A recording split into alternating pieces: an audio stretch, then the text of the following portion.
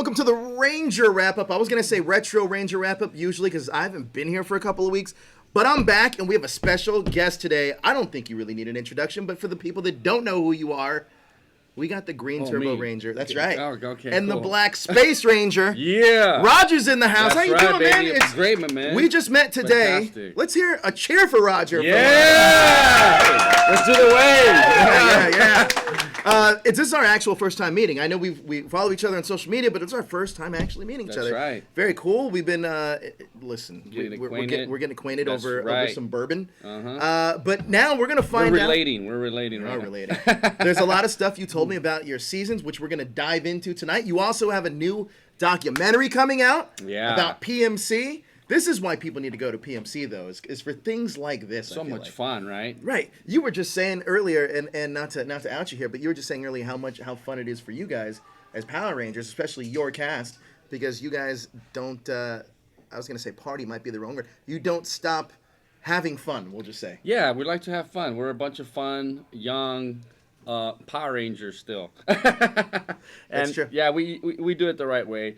We have a great relationship. We were just talking about how there isn't a lot of like egos or nothing like that within the space crew and whatnot. So, yeah, it's cool. We have an awesome crew. These guys are literally like my brothers and sisters. Really? Yeah, it's awesome. This is your 20th year, by the way, too. Is anniversary season that a lot of people kind of talk about the 25th anniversary being part of the franchise, but this is your anniversary as well. It is 20th. Absolutely. And I guess 21st for Turbo. Right. Jeez. I know. Where does the time What's go? happening, right? And it's still here. And you still look the same. I don't know how I've grown up and started looking old, but you still look the same. Let me slip you a 20 for that. All right, so we're going to get into you becoming a Power Ranger and going through all that, but I think you got to kind of start at the beginning of anything you do.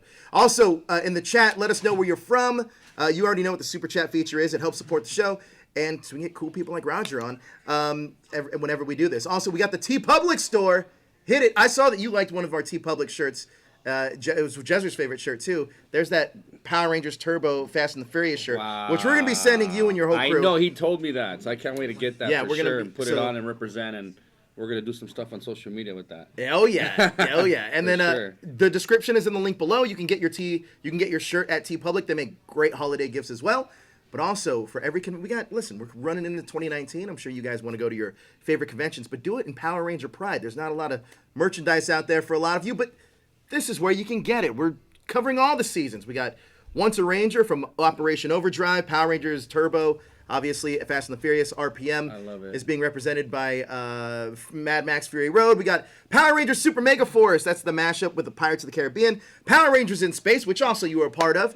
That is Star Wars A New Hope and Shattered Grid. That is our mashup with Avengers Infinity War. But we also have more coming in January. But like I said, if you're a Pokemon fan, it's not called Pokemon, or else I'm going to get a lot of hate out there. It's Pokemon. Choose your team wisely. Instinct, Mystic, and Valor. I am a Team Valor. Are you in a Pokemon Go? Yeah, I like it. I like all this. All these are incredible. I would like one of each if I can. Yeah, deal. Those are awesome. I'm already done. Those are sweet. We got another one coming up in January, but we already have a few of you guys. We have Blackwing from New York. We got Megan from L.A. New York, L.A. Brianna from Florida. Batusi from Boston. Johnny from Trenton Falls, New Jersey. Awesome. We got Jay Boss from California. We got Falls Church, Virginia. You sure that's not Johnny Bosch?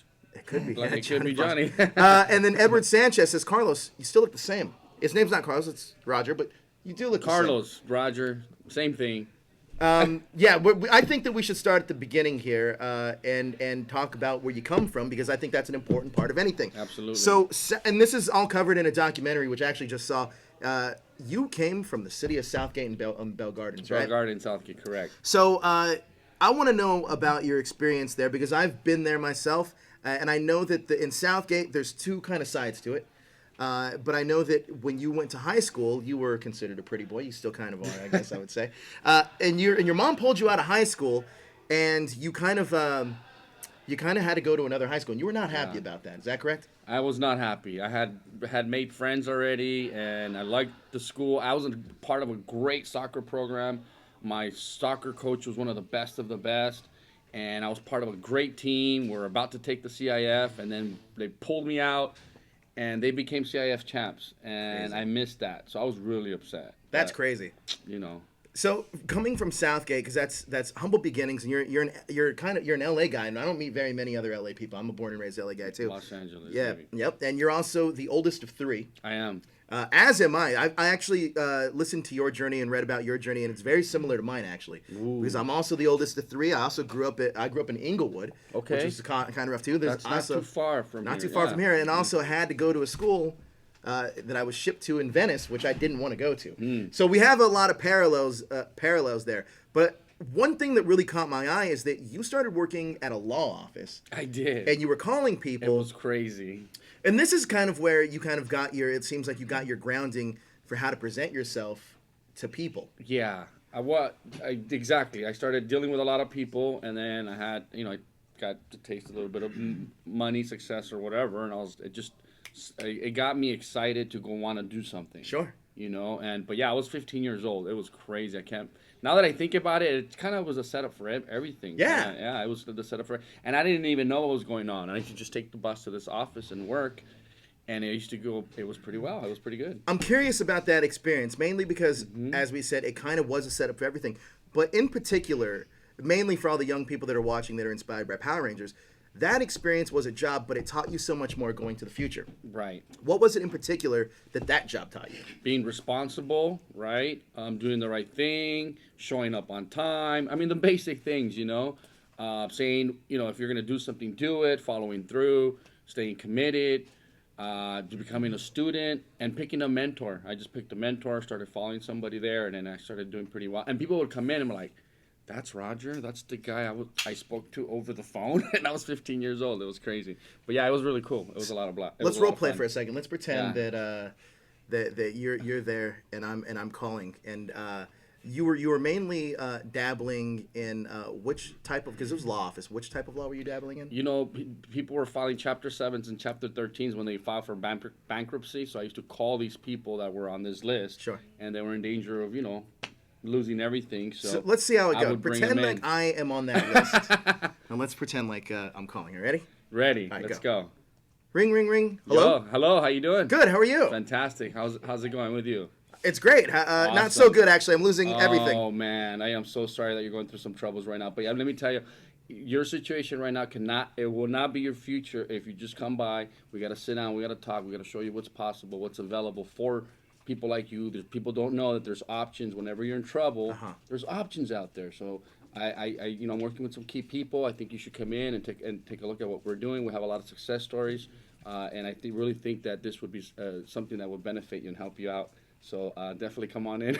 Sold. That means I'm not going to lose everything. I don't know what I'm selling, but It it works. Product. No, but it's cool because because interacting with people and calling them on cold calls, especially in that era, it gets you familiar with the different type of people you're going to run to. Well, you're always, believe it or not, you're always selling, because if you, That's what Vince Vaughn says. You got a girlfriend, right? There was some selling involved. Somebody close someone, right? So you're always, so in Hollywood, you're selling yourself. When I was doing real estate, I was selling money. So here you guys are selling product. And so, yeah, you're always, people, engaging with people is always a good thing. Exactly. I've learned that, yeah. And when you figure out a way to serve others, then magic happens. Then you realized after this was up that, you know what, I like doing this. I want to get out there in the workforce. And you go out there and you try to find a job and you end up at Taco Bell. But that's not where the story ends. And we also got a super chat already from Anthony Davis with 2 eyebrows. He says, hey, Roger, it was great meeting you at PMC with my friend Nathan.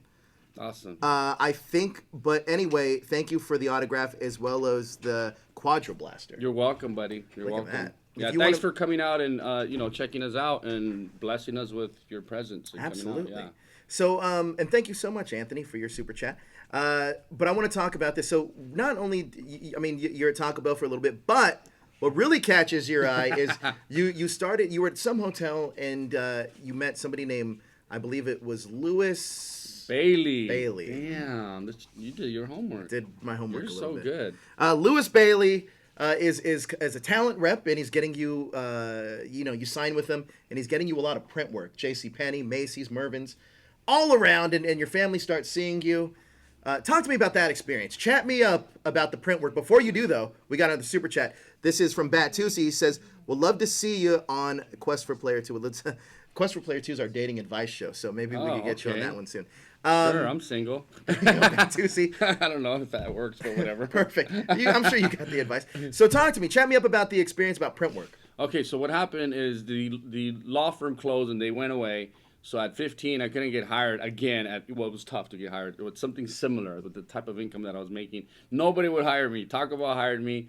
And, I was there for like 8 months, but I was looking for something. And the fact that I was out looking for something, I got invited to take a look at an opportunity in Anaheim. And I was like, no, this is good. Thank you, but no thank you. It wasn't for me. And somebody handed me a card. But I believe this. I believe since I was out looking for something, and I just thought that I was looking at something else, sure, the opportunity showed up in the way of, this manager. So Louis Bailey just basically took me to a talent agency. Actually, no, excuse me, LA Models. He took me to LA Models, and I modeled for 2 years. First, I was doing print work. I did runway shows. I did a lot of cool stuff. It was a lot of fun because my mom is in the fashion business, so it was a blast. I had a great time. But then what happened is the talent department, LA Talent, says, hey, we want to meet this. At that time there was this big old expansion with the Latin America. I think Ricky Martin was blowing up at the time. Yeah, with La Vida Loca or whatever, and everybody's looking for the next Latino or whatever. So like, okay, we got him over here at LA Models. We got to bring him to LA Talent. And I went and met Nick at LA Talent, and I was like, yeah, sure. Once again, I was just following the lead. Okay, I'm down. I signed.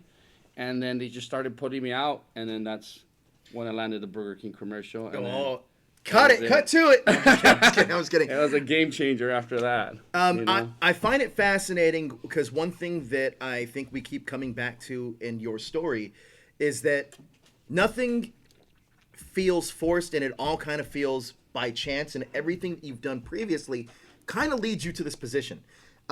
Did you ever once kind of question what all this was for and like where you were going? Because with print work, a lot of people out there that are trying to get into the entertainment industry get very intimidated and kind of get very in their head about things. If you were to give them any advice on breaking in, what would that advice be? Just go for it. Believe in yourself, have faith, and go for it, because you're not, if you don't go out there and try, it's already a no. Sure. Right? If you're just sitting at home, it's already a no. So might as well go out and try to network and find your opportunity. It's out there. It's looking for you. If you're looking for it, it's looking for you. Wayne Gretzky says you miss 100% of the shots you never take. Yeah, you got to swing the bat. I've swung the bat so many times, and I've connected a few times, and it's given me some massive success. But if you don't swing the bat, you're not going to, you're just never going to connect. So this brings us to Burger King. Yes. Burger King, the king of burgers. You do a TV spot for them, which is a commercial, which is outside of the print world. This commercial lasts a couple of days, and you kind of get a taste for what it's like in front of the camera doing a commercial. I wish that was you. We should have photoshopped your head in there. We didn't. That is not me. That's not you, obviously.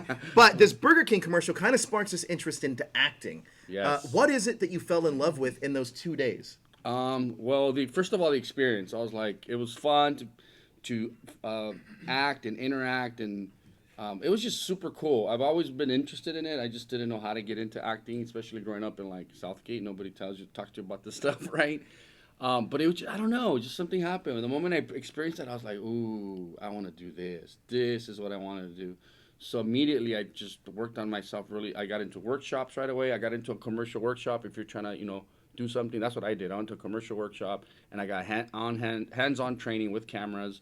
And then that's how I landed the first commercial. And after that, it was just like...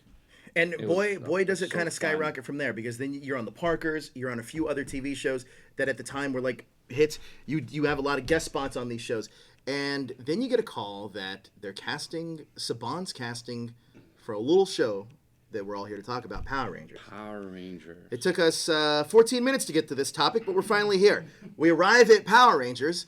I want to know how that call goes down. Who's the representative? Who gets the call first? And what's your first initial reaction? Oh, man. Well, Louis got the call. Louis got the call somehow because he was sending me out as a manager, no agent. So he was sending me out. He got the call. And I'll be honest with you, I did not know much about Power Rangers because I was the kid, with the skateboard out and playing soccer. And I wasn't really watching TV. But the moment I learned about Power Rangers, I was like, yeah, I know Power Rangers. That's the one show that's like crazy right now. Yeah. Everybody's watching it. It's bananas. So I was excited. And then I watched Power Rangers, and I got more excited. I was like, okay, this is cool. And I just went to go audition to go swing the bat. To me, it was just another audition. That's all it was. I'm going to go to another audition, and I'm going to do my best, and that's it. Now, Power Rangers is not an easy road to land, especially at this time, because I believe that there's roughly about 50,000 people that auditioned for these new roles that were coming up. Your predecessors that were on the show have decided to leave, so we're starting to fill in the gaps a little bit, and we're doing it in a way to bring in new characters. Now, a lot of these characters right off the bat, your character in particular, Carlos, which is ironically enough your younger brother's name, Carlos is introduced before he becomes a Power Ranger, actually. Right. So my question to you, and actually before I get to that question, I do want to shout out some sponsorship here. We got TippsySake.com. If you're a sake fan, which Roger and I are going to be drinking sake and other things throughout the night. Sake. We do like sake. We're going to be drinking this and sharing it along with you guys at the night. If you're a sake fan, this is the way to go. This is a sake kind of a box that comes in your door. You get a variety of sake. This is the 3 that we got. And it comes to your door. And people think that sake is just for sake bums. It is not. Sake, you can pair it with food. You can sip it. You can sip it. You can chug it. Whatever you want to do. There's great uses for it. But it's an elegant taste that's going to go down your palate, and you're going to love it. I promise you that. So if you're a sake fan or even want to experience sake for the first time, check out it's called TippsySake.com. You get 10% off if you use the promo code SAKEBOX. SAKEBOX. So Hurry up, SAKEBOX. Get your sake. That's the 10% off promo code. And also, this is straight up from Japan, guys. Yeah, this I like is it. Imported straight from Japan. So if you're having people over here, if you want to impress somebody. For the holidays. Hey, Perfect time stocking for the stuffers. holidays. There you go. I mean, you kidding me? Let's try some sake, actually. Grab one of those cups. Yeah, let's try this. Yeah, I want to try this one. We're gonna find out right here. Exciting stuff. So one of these sakes that I'm tasting is called the. This is the best interview ever. The Nanbu Bijin. Now this is 50% alcohol. It is light and dry, cold, warm, or room temperature. You can try this. I'm gonna try it right now. I'm gonna try a little more of that right now. Cheers. Cheers. Yeah, we got those. Oh, that's tasty. That's tasty. We know what we're gonna be sipping all night. That's so good. Oh, It's man. Really, Martha, put this in my bag, please. Yeah, let's rock it with that. Yeah, absolutely. We're about to. No, I'm just kidding. We're gonna run through these. Joke. So this sake is available at TippsySake.com. It comes in a collector's box, and you get this once a month. So it's a subscription service, Nice. and pair it with your favorite food. Learn about the culture of sake. Learn about the Sentai's from Japan. Japan's also sake's from Japan. There you go. That makes the most sense that I'm gonna say all night. So back to Power Rangers. Yeah. You came in as a one-off guest. By the way, you guys do you want to try it? You guys want to You try guys want to try the sake? You came in not initially as a Power Ranger. You actually came in as just Carlos, the soccer player. Right. So when you first came in for your role, did you already know that you were going to eventually take over? Ooh, take over, huh? Well, I mean, I was already casted as a Power Ranger, if that's what you were asking. Yes, yeah, you I was knew- already, you knew. I already knew that I was going to be the next Green Turbo Ranger. I already knew that, yes. Well, there's a fun fact here about your character, which I didn't know this until researching it. But I'm sure you knew this, that your character, Carlos, was actually the character that was supposed to replace Jason David Frank's character, Tommy, and not TJ. Wow, I didn't know that. You didn't know that? No, I didn't get the memo. Yeah, so after doing some research, Carlos was actually introduced because I don't know how much of this is out there, but Carlos was introduced first, mainly him and Ashley were introduced first mainly because at the time Saban had not made a decision to replace all 4 of the actors that were going to be preceding it. We did know that Jason David Frank was going to leave, and Saban knew that Jason David Frank was going to leave, but Carlos was actually going to be the character to take that role over. Wow. A lot of people don't know that. Now, it seems like you didn't know that as well. I didn't know that. It's interesting. You're a smart man. That's called research. It's on the internet somewhere. Nice. But yes, this is what happened. Now, from what what you've said in the past is that obviously Justin was already on the show. That was Blake Foster. And then you and Tracy was kind of there as well prior to this because she was dating a Power Ranger at the time. I'm not going to go into that deeply, but that's a weird phrasing there. But we are definitely gonna. She was on the show. She was on the show a little bit before you, and then you guys were the younger kids at Angel Grove High. She was an extra? Or she was an something extra, like that, yeah. right? And then she had a small role in the Christmas episode, and also Gotcha. in your episode where you Right. play soccer, and kind of where Adam / Johnny Young Bosch is your coach. Now, we also get, after that, the casting of TJ, but Patty doesn't come until much later. She did. We didn't know. We were all casted except for Patty for a while. We didn't know who the Pink Ranger was going to be. We were out doing PR and parties Really? and stuff, and we didn't have a Pink Ranger yet. All of a sudden, it was like, whoa, Pink Ranger. I don't think she was even an actress or something. I don't know how they Really? found her. Yeah, they did a good job though, right? That's She's really amazing. Yeah, she was great. Yeah, That's she's really awesome. fascinating. I also find it fascinating that with your group of characters that are coming into Power Rangers, that you guys are kind of having to fill in some big shoes. Yes. Huge shoes. So I just want to know what the experience is from your first day on set, which is obviously they're setting you up as just a character, not necessarily a Power Ranger, from realizing that, hey, you're going to be a Power Ranger. Can you walk me through that journey a little bit? Well, first of all, back in those days, there was no Power Rangers or superheroes that were, people of color. So that was huge alone, right, at that time. Now you have, like, Panther, Black Panther, and all this stuff, all these other superheroes of color. But back then, it didn't exist. Sure. So I don't really think I really understood what that meant back then as I understand it now. But I was definitely for sure nerve-wracking because we had big shoes to fill. I mean, keep in mind, at that time, these guys, it was a crazy phenomenon. These guys were getting mobbed everywhere at malls and, Disneyland. They couldn't go anywhere. So those were the shoes we had to fill. Right. And they had done such a great job. It was a massive explosion. So it was, we had big shoes to fill. But at least for me, I came in here like, okay, humble. And I'm just going to do my best and learn from the guys that already been doing it. And that was it. It was great.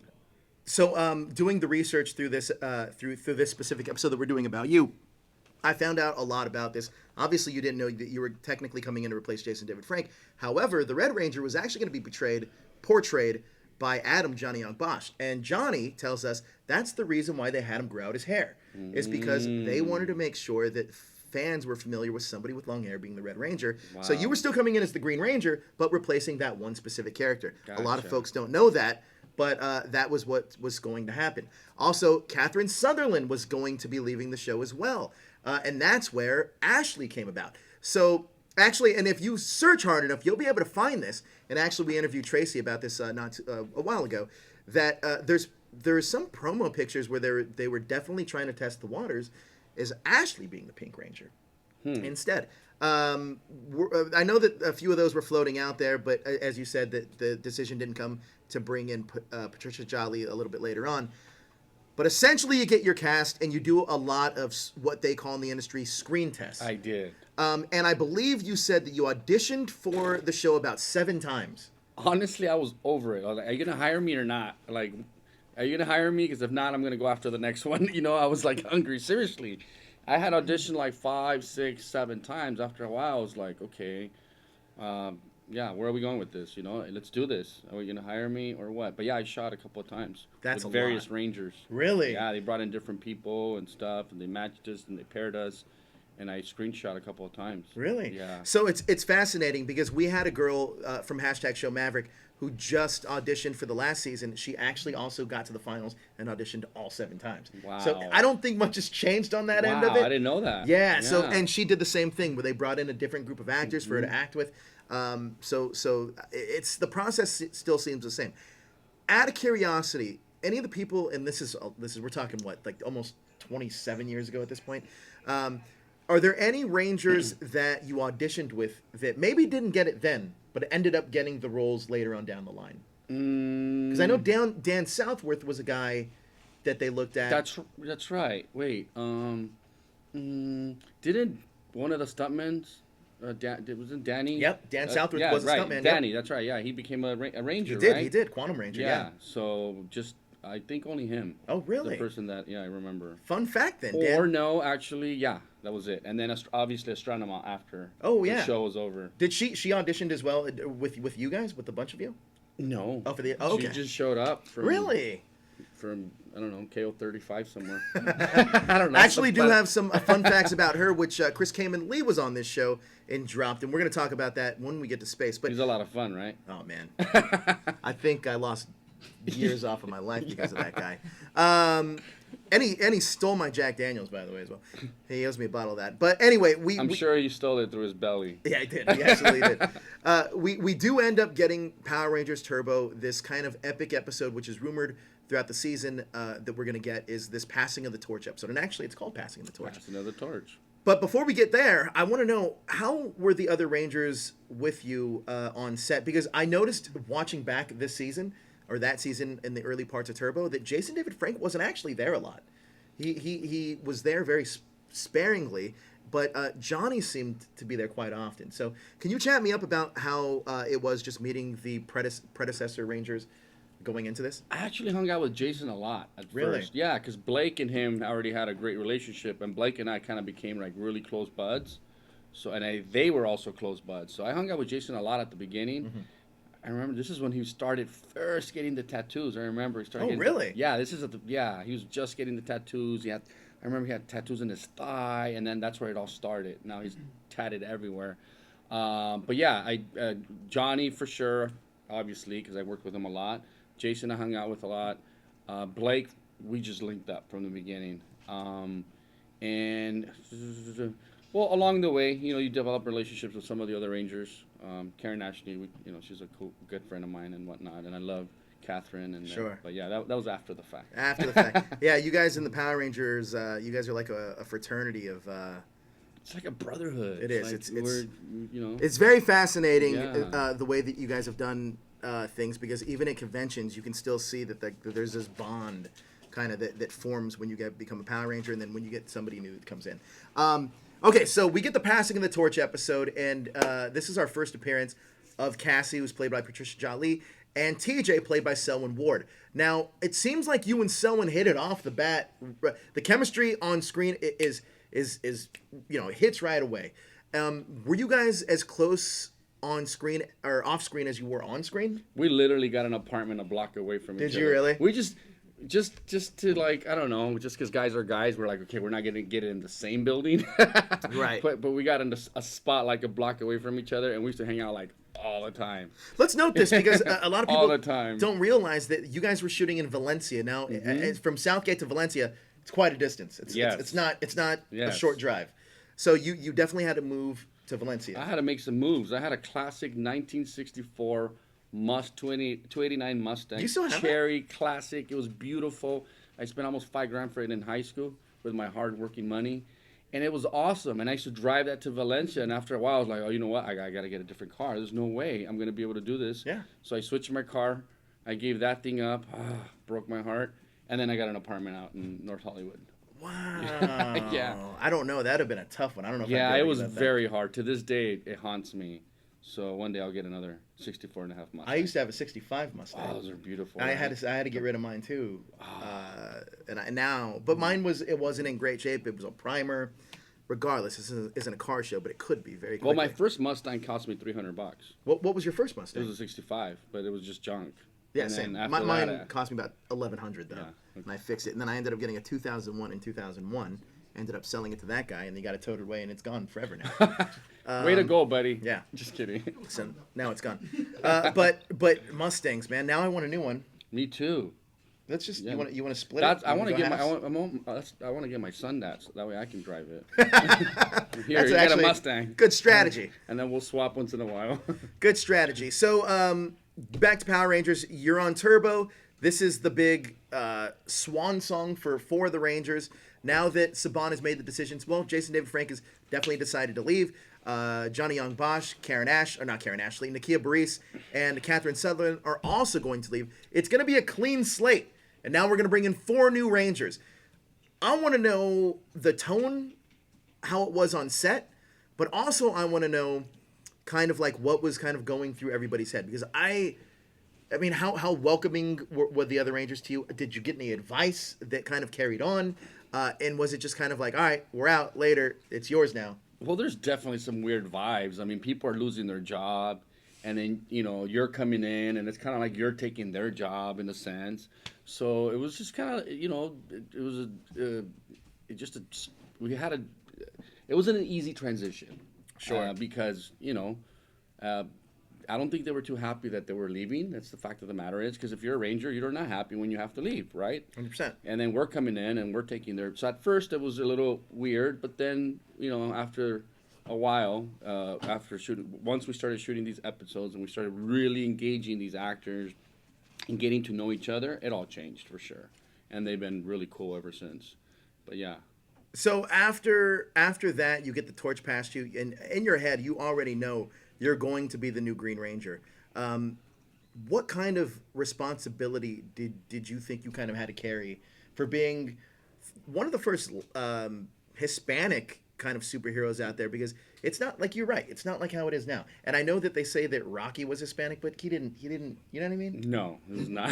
It was not Hispanic. I didn't have to even finish that. You know what I mean? He was not. That's right. So, I mean, this is definitely something that's important. I mean, it's important for a couple of reasons, culturally, but also it gives young Hispanic kids almost somebody to look up to. So, did that responsibility register to you? No, to be honest Really? with you, it honestly a bit, but not to the size that I think of it now. Sure. Like with the impact that it's created over the last 20-something years, I had no idea I was going to do that. That even to this day, or even years to come, it's probably going to continue happening for a long time, where we're going to empower, other generations. But I had no idea I was going to be this big. Sure. So, I mean, I know I had a responsibility for sure to do the right thing, and we're in the public's eye, and even when you're off screen, you got to make sure you're doing the right thing and you're not being seen doing dumb things. So yeah. But I had no idea that it was going to be what it is today. I have a question about. This is more on the Power Ranger side of this that a lot of fans don't know. So we've talked to a lot of Power Rangers that are in the present day, and their contracts are usually for about 2 years. Now they're getting into 3-year contracts, and there's certain things they can't do and certain things they can do. I'm curious, in that early era of Saban, did you guys have limitations? Yes. I had to turn down a freaking commercial. See, that's what I want to know. Like, that's why I was upset. I was like, I had to turn down a freaking juicy commercial. Think about it. They're going to fly you to Hawaii, all expenses paid. You're going to ride a motorcycle cruising around the coast and get paid thousands of dollars. And you have to say no to it? Of course you're upset. When they were paying me more at that commercial than some of the stuff that I was doing at Power Rangers, because, people know that, we weren't making a lot of money. But yeah, it was a punch in the gut for sure. And I was pretty hot at the time. I was like, booking stuff. So it was just not easy turning stuff down. I think one thing that fascinates me probably the most about the Power Ranger experience from the actor side, I'm not a Power Ranger, obviously, but what does kind of like pique my interest the most is that you got to think about it. I think about it like this. There's this one guy that made so much money off of these kids. But these kids, billions, literally billions. Like, it got bought out from Disney, and then it got bought out from Hasbro for I think it was $400 million, right? It's a lot of money. And I think it's really fascinating to me that nobody in the entertainment industry has been like, yo, how come these kids that built this brand aren't compensated as such? Because just like any TV show, they get residuals. And I'm even hearing that, like, some of the current guys don't get residuals. I mean, I think that your era might. I feel like they might. But it's not to the increment as you would on any other show. I'm not trying to foster any kind of negative energy towards Saban, but I am saying that it's fascinating to me mainly because a lot of people come down on the shoe industry for labor, like workforce labor. For some of the hours you guys were putting in, it feels very similar. Yeah, it was crazy. 14, 16-hour days, I'll never forget. It was crazy. That's a long time on set, man. A long time. It was like literally cut at 2 a.m. in the morning or whatever, and you're back at 6 a.m. ready to rock it. Jeez. Ready to get to work. Yeah, it was intense. Toku Kid gives a super chat. He said, loved Carlos as a kid watching Turbo and In Space. Thank you so much for that super chat, sir. Now, let's get back to the meat of this story. Now, we're just tipping the iceberg here with Power Rangers Turbo. But before we get into more Power Rangers Turbo, again, we have the TeePublic store. You can get your cool Power Ranger t-shirts there. You can support that hashtag show, from your super chats. You guys already know what that does, as Toku Kid just displayed. And we got more Power Ranger talk right now. Absolutely. One thing that really fascinates me as well is this passing of the torch episode, because it not only feels different, but it is different. Not only is Zordon gone, you guys have Demetria, and quickly they dropped this kind of gimmick with Demetria where she was her gimmick was that she would ask things in questions. She's from a planet called Inquirius, and she would do this in questions. However, that gets dropped for a couple of reasons. Number one reason is probably because it is very hard to write just questions and keep a plot line going through. But also, they develop a relationship between your character and Tracy Lynn Cruz's Ashley. Chat me up about your relationship with Tracy Lynn Cruz then, and obviously you guys are still good friends now. But how was it working with her back then? Super close, good friend. She's super sweet, easy to work with. We hung out a lot. It was usually like Salwin. Yeah, Salwin, myself, Tracy, Blake. We hung out a lot. Goofed off a lot. It was awesome. She's a super cool young lady. Even today, I was just telling my friend Marta how nice she is, and yeah, she's a great gal. She's a good friend. Now I'm curious because one thing that you guys all share is this kind of, you guys have this love for each other that is kind of unmatched in some of the other seasons. I mean, you see it here and there, but then there's other seasons where they just don't get along. I am curious though, because the one thing that that it's kind of known about your season is you guys like to have a lot of fun. Yes. Who would you consider to be, if you were to have just one of your cast members to go out on a kind of like a bar hopping tour with, who would that one cast member be? Bar hopping tour. Oh man. Just one? Just one. Damn it. Jesus. You can pick just from the Turbo era, so Chris doesn't count. Okay, so just from the Turbo era. Man, me and Blake, we wild out. We wild out for sure. I love Blake Foster. Yeah, I love Blake too. We wild out, and we used to wild out back in the days too. So he was a kid. How much wilding was he gonna do? Trust me. Yeah, it was crazy. Blake's out of control then and now. But he's a father now, and Yes. Blake's doing his thing, and he's looking great. By the way, he's getting in the gym, working out. He looks great. He found Christ. That's what happened. He did. Power to Blake, Yeah, man. that's what Blake's happened. he's a good guy, and he's a fun-loving dude as well. Back in that era, though, you hear about a lot of casts, not Power Ranger casts, but just TV in general. That there's casts that don't get along and things like that. Did any of your cast members butt heads, especially since kind of the five of you guys are thrust into this kind of weird situation? Right. A bunch of hormones going on. Yeah. Testosterone and estrogen all over set. Just the girls, man. For some reason, it was like oil and water. We couldn't get them to get along. Sometimes, we used to stall a little bit because, they needed special attention, and There's an episode they about couldn't Power be on Rangers in set at the space, and I same feel like time. there's almost an and autobiography about this. It was like upstaging, and, it was just... it's our time to shine, so of course they want to shine, and they would compete, I think. But it's, I mean, look, and let's preface this with this: is everybody was young and they were kids. Yeah, we were young. Like, That's another it thing. happens, People, right? yeah, you can't, forget that we were young. Sure. We're placed in this position of power, and we're insecure too. We're humans. We don't know, so all that goes on. And All that plays goes on. out, and again, we're young, so it's all good. And it's bound to happen. I think it Yeah. happens. It happens all the time. In a general workplace, this Yeah, happens. So it's everywhere. It's everywhere. It's nothing Yeah. new. It wasn't just like they happens. were enemies. It Absolutely. was just, they're trying And to plus, like you said, you're working for 15 to 16 hours a day. You're kind of bound to kind of get on each other's. I spend a lot of time with these guys, and I'm gonna be honest with you. I don't want to see them at all, like outside of my real, like outside of this life. You know what I mean? But sometimes you just kind of got to deal with it because you're working so closely together. And I'm sure that a lot of this kind of built up, and it was a lot of this sense of false competition, and I'm sure the studio plays a little bit into that. Of course, it's drama. It creates ratings. It just people want to see stuff like that. Because although it's not really happening on screen, it's like it's energy. It's happening whether you see it or you don't. Absolutely, and I think that I think they set the precedent for this because you got to think that early on in Power Rangers season 2, they kind of had 3 Rangers just walk out of the show out of the blue. So to dangle that carrot a little bit, it's kind of like, hey, just to make sure you guys don't fuck up. I can say that right now, right?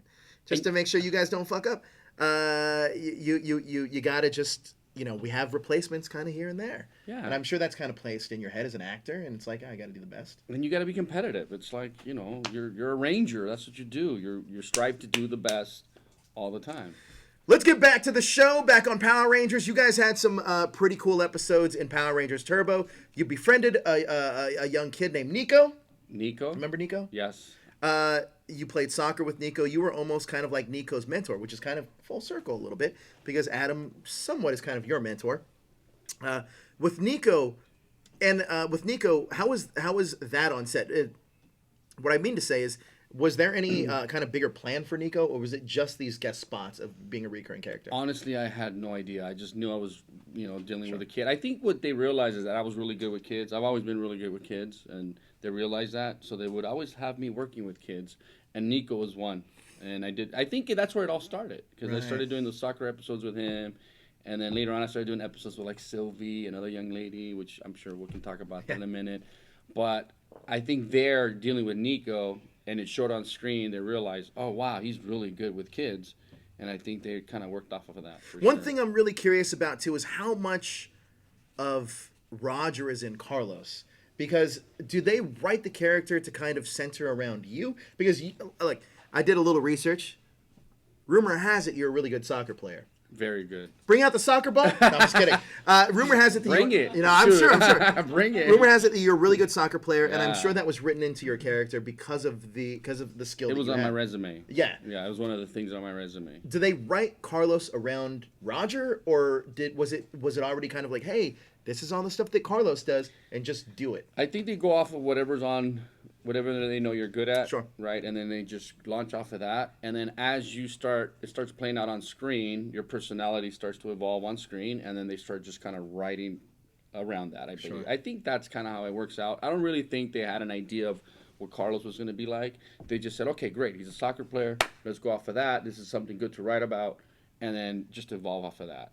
Interesting. Also, Carlos gets turned into a vampire. Yeah, I was going to say, I'm not only just a good soccer player, I'm also a good vampire. You were actually technically the first Power Ranger to be a vampire. Now, I know a lot of you guys are going to be like, oh, no, Tommy was a vampire. He wasn't an actual vampire. He was only that in a dream.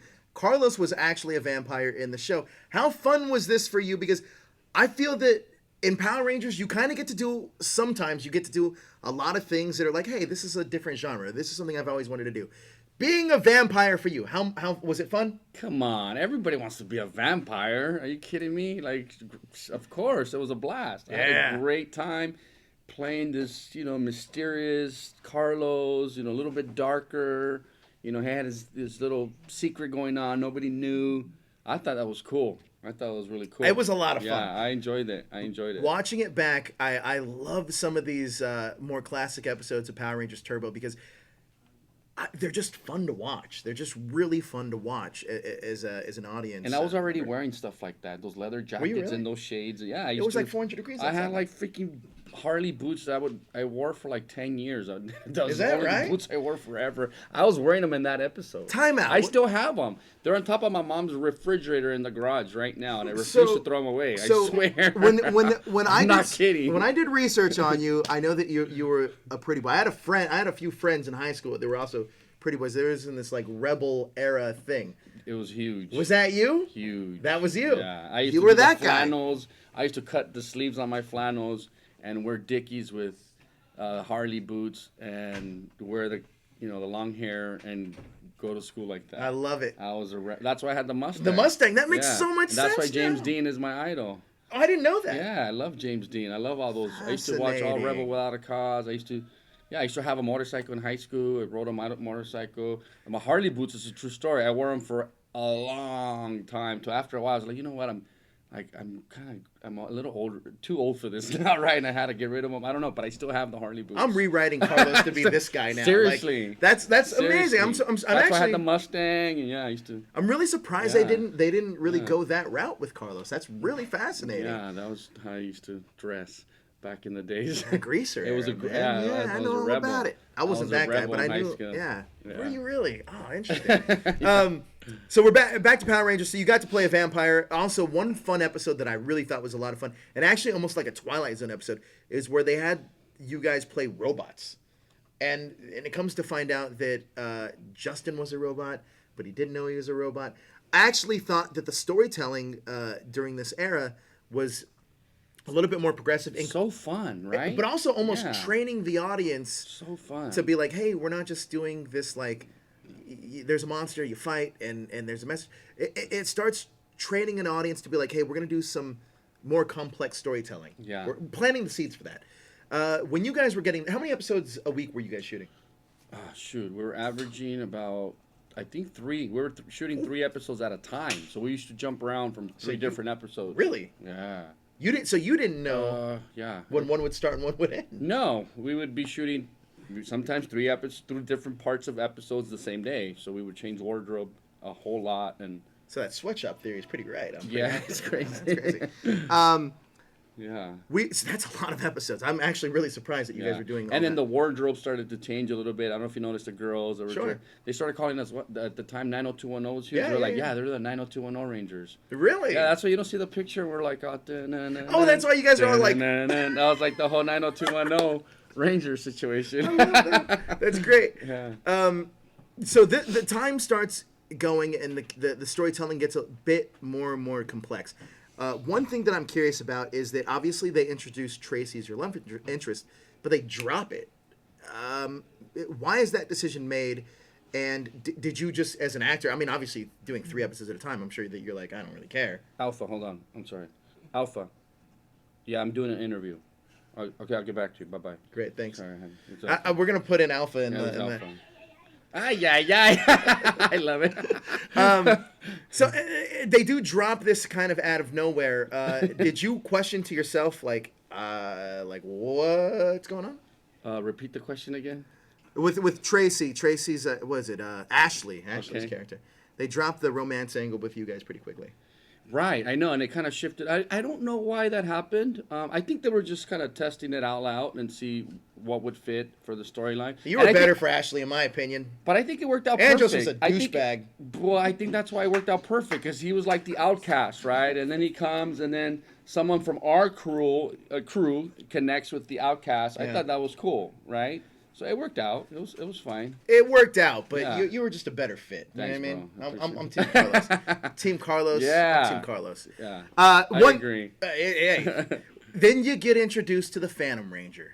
This is a big point of topic, mainly because I'm the biggest Phantom Ranger fan there is in the world, and I fantasize myself as the Phantom Ranger. I'm not going to lie to you. Wow. Cool. So can you just tell me that I was the Phantom Ranger? You're the Phantom Ranger I knew it, for see, sure. I knew it. It was. I knew it. But speaking of the Phantom Ranger, he is introduced here. He's introduced in a small story arc. Or at least getting the vibe from some of the writing and reading the scripts, was there a plan to ever introduce or ever expose that character's identity? Oh my God! I wish I had the answers to a lot of these questions. We were the last ones to find out. We can make them a up too. lot of the stuff that was going on. We're like, oh yeah, oh great, awesome. We used to find out from people on the production crew. We were the last ones to find out. Seriously, they kept us in the dark. Really? Yes, all the time. We had no idea. That's so weird. Yeah, they kept us in the dark about a lot of things. Just out of fan reaction. I don't think they wanted us to, find out how much power we had. I mean, honestly, no, seriously. I don't think they, kept us kind of down here, so we won't right. realize how much power we had. No, I think that's 100% right. I mean, because that kind of happened in season 2, and you saw what happened. But with the Phantom Ranger, in particularly, it's really random that it's a dangling plot thread that's never answered, ever answered. Maybe they answered in the comics now. We're about 26 years later. I'm sorry, we're 21 years later. Maybe they answer it now. But one thing that I am also curious about is that we kind of get the progressions of character development in this season. Right. Because it's not, we know that Cassie kind of moves to Angel Grove to start her singing career, but she's also in high school. We get TJ as a baseball player. Carlos as an accomplished soccer player, also part vampire. Hot-headed vampire. Hot-headed vampire. Yeah, he is a hot-headed vampire. And then Ashley's kind of this fashionista. Right. So we kind of get seeds of characters planted here. At the time, the internet was kind of a growing thing, just in its infancy, really. It was. Did you guys go to any message boards or get any kind of reaction from fans at the time? No. Because it wasn't we weren't really right? on the internet. Seriously, we weren't. The moment the internet really started happening and really started taking off is the moment Power Rangers really put her on the map. Right. Yeah, with conventions and all that. So more recently, I mean, we're talking in the last like 10 years. Yeah, it brought us all together, but no, not back in those days. Yeah, it wasn't really something that was so common. But that's interesting, like though, now. because I almost think that's kind of the advantage for you guys, because I think a lot of these younger Rangers that are on the show now, I mean, they have to hear whether the fans like them or not. They got to hear that kind of that criticism. We'll say. With you guys, it was just like, we're here to do a job. Nobody's really saying anything. It's like, we're just here to do it. But it's easier to get in the public's eye with the internet. True story. Yeah, true story. Globally. Look at that. Bringing it all around. I like it, Roger. Bringing it all around. So you didn't have to worry about the internet so much, but what was the vibe like on set after the changeover from the cast? Because we're progressing all the way through. You guys have clearly taken over at this point. What's the talk between the studio and some of the crew that's going on about the show? Because rumor has it that Power Rangers in Space, and we'll get there in a second, Power Rangers in Space is going to be the last season. So what's the talk like on set? Well, the talk like on set was we're just working every day, day by day, and any day can be your last day. Really? Yes. Really? Wow. So I came into that thinking that way. I came in there thinking like, hey, look, like we're first of all, I know we're Power Rangers and it's big, right? But like we're just Power Rangers. It's okay. Like you just got to show up to work, do your work, do the best work you can do. And that's it, because at any moment, this can go away and just be grateful. Yeah. That's just kind of how I showed up. Sure. And yeah, so I didn't get too crazy, and some of the maybe others started spending a lot of money and doing things like that, and I didn't really do a lot of that stuff. I kept a small apartment and all that because I was like, okay, it's a job, and at any moment, this can be all gone. So it seems like you're the most maybe grounded's the wrong word, but you're definitely probably the most practical of your group at the time. Matter of opinion. I don't know. Maybe. I appreciate that. I'm gonna say that you're probably the most practical. You want some more sake? Sure. I got apple juice over here. You got sake right there as well. Okay, perfect. What I'd like to talk about now is that when we finally get to the finale of Power Rangers Turbo, honestly, looking back now, Power Rangers Turbo to me is so much fun. Me too. And I think that that's one of those seasons that just. And it's interesting because I was doing a lot of research on the Sentai of Turbo and how different your character was to the Sentai version. I don't know, and that's one question I had for you: is how much research did you do into the Japanese version of Power Rangers? At the time, it wasn't readily available. I did not, and fair enough. I'll be honest, I had no idea that it was out there, and your character was way cooler than the Japanese swear I version had no of Turbo. idea like that they were out there, very popular. Yeah, well, I didn't know at the time. Yeah, I didn't know. But we move over to Power Rangers. But thank you to them. Yeah, right. Thank you. Predecessors. Yeah, I think that was a cool thing. You got to give it up. Hey, curiosity. How much time were you guys actually in the suits? Because now I feel like the Rangers aren't in the suits at all. Were you guys spending more time in the suits? No, we weren't in the suits that much. Okay. We wore the suit, I think, maybe like twice during the whole season. It was like at the beginning to establish that we were the Rangers, and at the end, I think that was it, without the helmet. Of course, we wore it with the helmet, but everybody knows that those are the stuntmen. But we wore, it kind of seemed like we wore at the beginning just to establish like Roger, Green Ranger, Roger, Black Ranger, and then at the very end we wore it again, but we didn't wear it a lot. One thing that I love about this season as well is that the finale. Somehow, you guys are a very chipper show, a very positive show, and then somehow at the finale, you guys get dark. It gets dark. It gets dark. You guys go into space. You leave this little kid behind. First question comes off is that Justin, when you guys know you're leaving Blake Foster behind, as Roger, what's your first initial kind of like thought on that? As Roger? Yeah, as Roger. Oh, dude, torn apart. Are you? Yeah, me and Blake were like buddies. Like he was my buddy. He's still my buddy today, but like he was 12 years old at the time, and we just got along a lot. So I was heartbroken for sure. Yeah, that sucks, man. It did suck. And how was his kind of demeanor around he that time? He was torn apart for sure. Of course, he wanted to go into space with us. Who doesn't want to go to space? I want to go to space. We all want to go to space as kids. Seriously, and we got to go to space. So well, you guys do go to space. not with Blake Foster though. I know. And you guys meet a new Ranger, Christopher Kamen Lee. Yes. He's taken years off of my life, so I wish Andros never existed, but he does exist.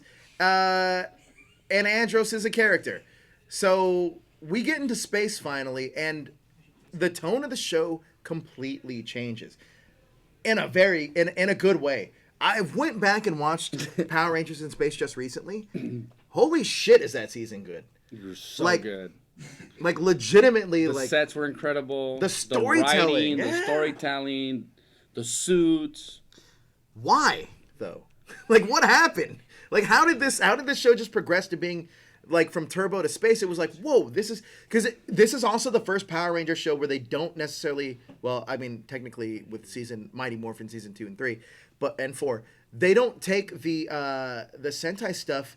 They don't do it. They don't copy and paste it. It's literally like a brand new thing. Right? Yeah. So, when is it to you that you're reading the scripture like, whoa, we're doing what now? This is like, it's more complex here. There's more meat to the story. Right away. Yeah. Are you kidding me? Right away. And especially when they brought us in to take a look at our sets, we're like, what? This is the mega ship. This is what I've been reading about. This is crazy. We were so fired up. We were so excited. Really? Yeah, it was awesome. I want to talk about your set real quick because this is the first time it seems like we get maybe a few sets that it's kind of like, oh wow, like there's a lot of story being told in these different sets. It's quite amazing. I'm not gonna lie. I would live there now. It's on par with like Star Trek. Like legit, it looks great. So cool. I mean, we had a synthesizer. You can just like punch in the code and eat whatever you want. I mean, but the scale of that ship though just reminded me so much of what you would see on Star Trek or Star Wars or something. I was extremely impressed watching this season back because I feel like who was running the show at this time? Man, I think Chip, Jonathan, those guys were running. Yeah, it was cool. It was awesome. The set was amazing. The spacesuits were great. I got to wear Doc Martens on show. That was the one, like, Roger wants Doc Martens for Doc sure. Martens. I was like, it was so cool. Yeah, it's great. It was a great season. Yeah, it's amazing. And the sets are stunning, but also the storytelling. You got Deca. You got Deca. Deca came on board. Alpha 6. You got, it was so cool. Oh, man, so cool.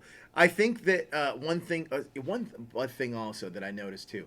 How in the fuck is Selwyn Ward's abs visible through that shirt? Like, no, that just came with the shirt. Yeah, it was just shirts. It was just put it on and say abs in there. No, Selwyn was ripped. As a matter of fact, I stepped up my game when I met Selwyn. Really? Yeah, because I was like, semi in shape as a model, whatever. I wasn't ripped like him. But then when I saw Selwyn, I was like, dude, this guy's ripped. I'm getting ripped, and that's when I started really working out and getting in shape because that was my boy, and he was ripped, so I got to be ripped. So I know you grew up watching superheroes. Yes. And it's crazy because I was like, oh, well, if you put on spandex, it's not going to show your muscles like that. Until I saw this season of Selwyn Ward, and it's like, hold on. You can actually see his abs through the shirt that he's wearing. This is kind of crazy. But it kind of does step up the game a little bit. You're going from the Green Ranger to the Black Ranger. How did you feel about the change? Sexy. Yeah. Who doesn't want to wear black? Are you kidding? I was already wearing a ton of black, so it was like perfect. So with green, it was a little tricky. Some of the stuff was like, I don't want to wear that, But with black was cool, It also benefits you in this season as well because mostly you guys have spacesuits, like these like jumpsuits. Yep. Now, I don't know. How much do you know about Mega Ranger, the Sentai version of this? Not much. Your character was actually the leader. Really? Did you know that? No. Yeah. Your character's actually I feel like the I was leader. shorted out then. Yeah, you got screwed over. Talk to Chip about that. Yeah, I got to go Chip. But the cool thing about this, though, is the complex storytelling kind of makes up for it. Now, you guys get Christopher Kamen Lee in replacement of Blake Foster. What's Christopher Kamen Lee's demeanor on set, and how do you guys treat him off the bat? Because he's the new kid coming in to the fold. Okay, so do you want the truth, or do you want me to just? Chris, you want the truth? Yeah. We have another thing coming out too. Chris asks you a question. Hopefully, Chris confirms this one day, and hopefully he remembers. Chris and I almost got into a fight seconds before we shot. Get out of here. And I think the mics were on. It's like, what's up? Fuck you! Like we were literally gonna just get down. No way. Like seconds before, and I think, and then we started shooting, and we went back to our happy selves, right? Like, yay, we're shooting Power Rangers. And then after a while, I realized, like, dude, I think the mics were on. I think all the mics were on, and everybody knew that Chris and I almost literally got down. No way. Yeah. Was It Chris- was on the mega ship too. It was on our spaceship. So. Was Chris the same? Was Chris the same as he was then as he is now? No, Chris is. I think you know what. First of all, he came and he was a little different, and he wasn't really like vibing with us too much. But I also think that the producers were steering him in that direction. It's interesting that you say that because They were telling him, stay on, keep to yourself, do things on your own. that's interesting. Be the outcast. He actually says, kind of says that in the interview that he kind of felt just as he was on the show, the outcast of everybody else. That he kind of felt like true. the odd man out. The way it reads on there, it was really happening, and people were really vibing with him at first. Are you kidding me? Chris is my boy. I love Chris. We hang out all the time now. It's totally different. But yeah, even just keep in mind, we're kids again. We're young. Of course. There's testosterone going on set, and But yeah, him and I, one time, we almost literally, seconds from shooting, we're almost going to fight. I'm sure the fans are going crazy right now. Yeah, they're like, oh shit. The one thing I do have a question about though, because there is an episode. This is a fascinating story, mainly because there is an episode where you guys are in Power Rangers in space, and they task Ashley with kind of cleaning things up, and she doesn't really pitch in as much. But Selwyn's character TJ is the one that kind of breaks everything up and has to be the kind of like peacemaker. Yes. Would you say that Yes. that was a reflection of his character on the show, or behind, in front of the camera as well? On and off. Really? He's always been kind of like wiser, like, sits back and just kind of, although he's chaotic himself, he just kind of stays back a little bit, and yeah. Even though he's chaotic. Yeah, although he's chaotic, in his own way, but he was, a little bit more of the. That's really fascinating. He's a big kid, though. Oh, I met him. He's a big kid. Yeah, Someone's a big kid. He's not somebody I'd mess with. Yeah. Now, I mean, I But like what I'm saying is he's all about Zen and like, fighting and peace and all that, which is great. So you guys get this space team together. Now, when the idea is pitched, you guys are gonna be the Power Rangers in space. What goes on through your head? Like, are you like, what are we doing here? Or are you like, all right, I'm on board. Let's see what happens. Dude, I was like, let's go. Sure. I was so ready. Are you kidding me? After that whole buildup of Countdown to Destruction and all, Zordon going down and everything, blowing up around us, and yeah, it was great. We were left with almost anything and with nothing, and we had to take off to space. It was incredible. Oh, the season's so good so too. good. It's just watching it back now. It's kind of like, man, it was so good. Not only does it make you care about you guys as the Rangers, but it actually makes you care about some of the villains, which is the first time ever that you kind of get that in Power Rangers, right? So now losing some of the villains was sad. Like, oh, really? Oh man, what was this villain's Ecliptor. name? The funny guy. Oh my God! funny Please guy. help me out, fans. Help us out. He's. Oh yes, Oh, he Elgor, was yeah, great. sure, He was sure. amazing. Losing him was like, Elgor was awesome. Yeah, he was great. But even in Power Rangers Space, you guys get Ecliptor, and it's kind of like he Cool. has this warrior mode, this fatherly warrior mode. But it's the first time we actually see complex villains in Power Rangers true. that have this. And we also get Astronomy. It got a little bit more serious. It did. It got a very little serious. Darker. serious. Yeah. So, as you guys being actors, chat me up about the tone, because recently, I don't know if you obviously were at Power Morphicon, but for those of you that weren't at Power Morphicon, Chiplin said this exactly about Power Rangers. He said, with seasons like Space and Time Force and other seasons, we kind of lost our way because it took the comedy out of it. What do you think about that? I think it was great. It was a setup for what it is today. Kids wanted that. They wanted change. They wanted different. It was a little bit too bubblegum at the beginning. Too many rainbows and sunshines.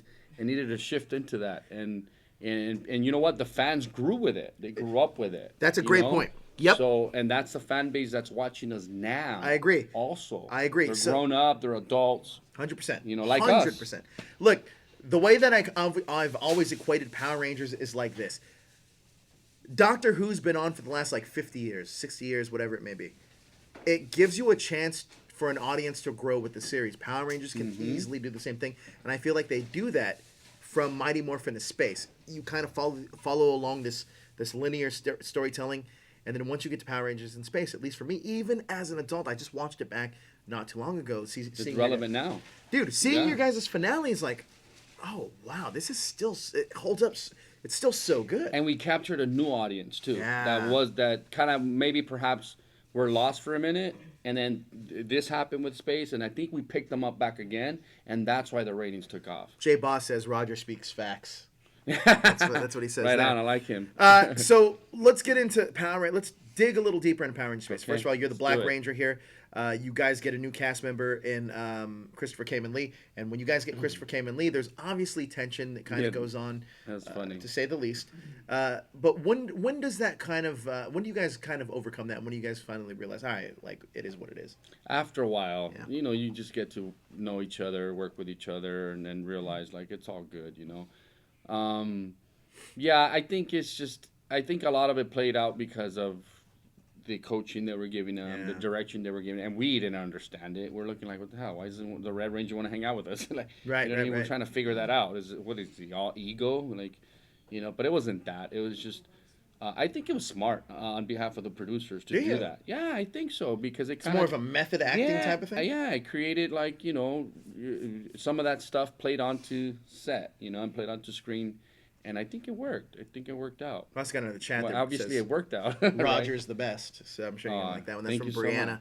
much. Brianna. Question also for you is, and I'm sure you're not going to want to speak for Selwyn, but just out of your observation, how do you think Selwyn took kind of becoming the Blue Ranger that he wasn't going to be the Red Ranger? Oh, I'm his representative. You're I can speak 100%. on his All right, behalf. great. Let's do it. He said, "You know what? Anything you have to say about me, go ahead and do Saban, it." fuck this. I'm. Honestly, I think he looked at it not as a demotion, But an opportunity. Yeah, an opportunity. So like, hey, now I'm the Blue Rangers, just like the Carlos got to be the Green Ranger and the Black Ranger. How cool is that? Today I share like, oh yeah, I was green and black. People are like, what? You were two colors? I'm like, yeah, that's really cool. How many Rangers can say, you know, I played two different Rangers? And Selwyn got to play the Red Ranger, and he did an incredible job leading us in Turbo. And then he got to play the Blue Ranger. In a sense, honestly, just because he was the Blue Ranger doesn't seem like he wasn't the leader. So that's I a great still point that see you bring up. Selwyn as I still actually- saw him as one of the leaders, the leader. I want to bring you this know? up as well. So Not to take anything away from Cayman Lee, he did an amazing job too. 100% true. This is actually something I said on past episodes of what we've done. What we've done is that if you actually go back and watch the show, He's leading. Christopher Kamen Lee's not the leader. Selwyn Ward is still the leader. He's leading. Because if you go back and watch it, every decision that's made has to be confirmed by TJ. Right. And then after that, even with the turmoil when the girls fight or whatever, it's all controlled by TJ. I agree with you. I think that Selwyn Ward technically is the first leader of the Power Rangers that's a Blue Ranger. Right. And it very much, if you go back and watch it, guys, it very much feels that way. Just because they're wearing the color red doesn't necessarily mean they're the leader. Right. We do got a super chat, though, that says from Dam5271, Carlos for life. That's right. Woo woo. But no, I completely agree with you. There's this kind of like thing that happens that you can tell that the other Rangers are like, if Andros wants to do something, the other Rangers like, listen, TJ, is this cool? And like, yeah, it's cool. Or like, no, that's stupid. Like, you can almost tell that that's the way it kind of works. And I think that's the complexity of the storytelling. If you're actually looking at it, it makes the most sense. I thought it was great. The fact that that happened and that, you know, the TJ went to the, you know, the Blue Ranger, and then we get Andros to come on set, and then the Red Ranger, which is supposed to be the leader of the group, is trying to find himself. And he's trying to figure himself out and how he can fit into this group. And at the same time, the Blue Ranger continues to lead us. It was great. But honestly, I see all the Rangers as leaders. They all put in, you know, they showed their leadership skills. Patty was incredible. Ashley was amazing. But yeah, I definitely saw TJ still leading. I agree with you. Now, I want you to walk me through the mindset of Carlos. Mainly because, and we were just talking off screen about this, you actually do remember quite a lot about Power Rangers. So I'm curious about your mindset about Carlos now, though. Because looking at it now, what was Carlos's mindset in space? Obviously, you got a new Red Ranger, and you have everybody else that would be kind of adapting to a situation. How do you think Carlos viewed this? Because we get certain episodes about Carlos that is always it seems like he's always having to either prove himself or make sure that like, yo, I'm about the team. Honestly, Carlos just wants to kick ass. Yeah. The whole time. He just wants to kick ass. Anytime he has the ability to kick ass, he wants to kick ass. And if there's drama within the group, he just wants the drama to be over. He's like, dude, because he wants to go kick ass, whether it's kicking ass in soccer or kicking ass in different galaxies. He just wants to do the work, and that's Carlos. He's just hot headed. He goes head first, and he just goes for it, And sometimes he makes mistakes, and it's normal. And it it's happens. Okay. It happens. It's normal, and that's part of what we're trying to convey to the public, to the kids, to the fans, that it's okay if you make a mistake. It's all right. 100%. And Power Rangers Zeo, which we're doing the retro stuff about now, they write Rocky in a way that he is not the straight A student. He's kind of like this. He's the guy that doesn't get great grades, but he has a heroic heart, and I think that's the message that Power Rangers has to kind of like maintain. Anthony Davis with another super chat. He says, "I low-key laughed when you knocked Andros out on the Mega Voyager during the Psycho Ranger arc." Oh, do you remember that at all? No, I'm trying to remember it. Refresh my memory. What happened there? Oh man, now you're putting me on the spot. I'm sure something happened. Oh man, with Psycho Rangers and you guys knocking people out. Right. So I remember knocking Cassie out. I don't remember knocking Andros out, but I'm sure it'll come to me. 2 episodes that automatically flow through my memory banks when you speak of Carlos and Power Rangers. We got on the super chat though. Larry Newbill says, "Shift into space. Much love, PMC 2020. We coming for you." That means they want to meet you. Come on down. This is why I show up. Exactly. Yeah. Actually, I'm so happy you're here. This is the first time meeting you. It's so much fun. With Power Rangers in Space, there's 2 episodes that stand out in my head. One is Sophie. Sophie? Yes. Sylvie. Chat me up about Sylvie. Wait, hold on. Time out. So, Roger, where can people get this? This is the most amazing thing I've been given ever. And where can people get these from you guys at conventions, right?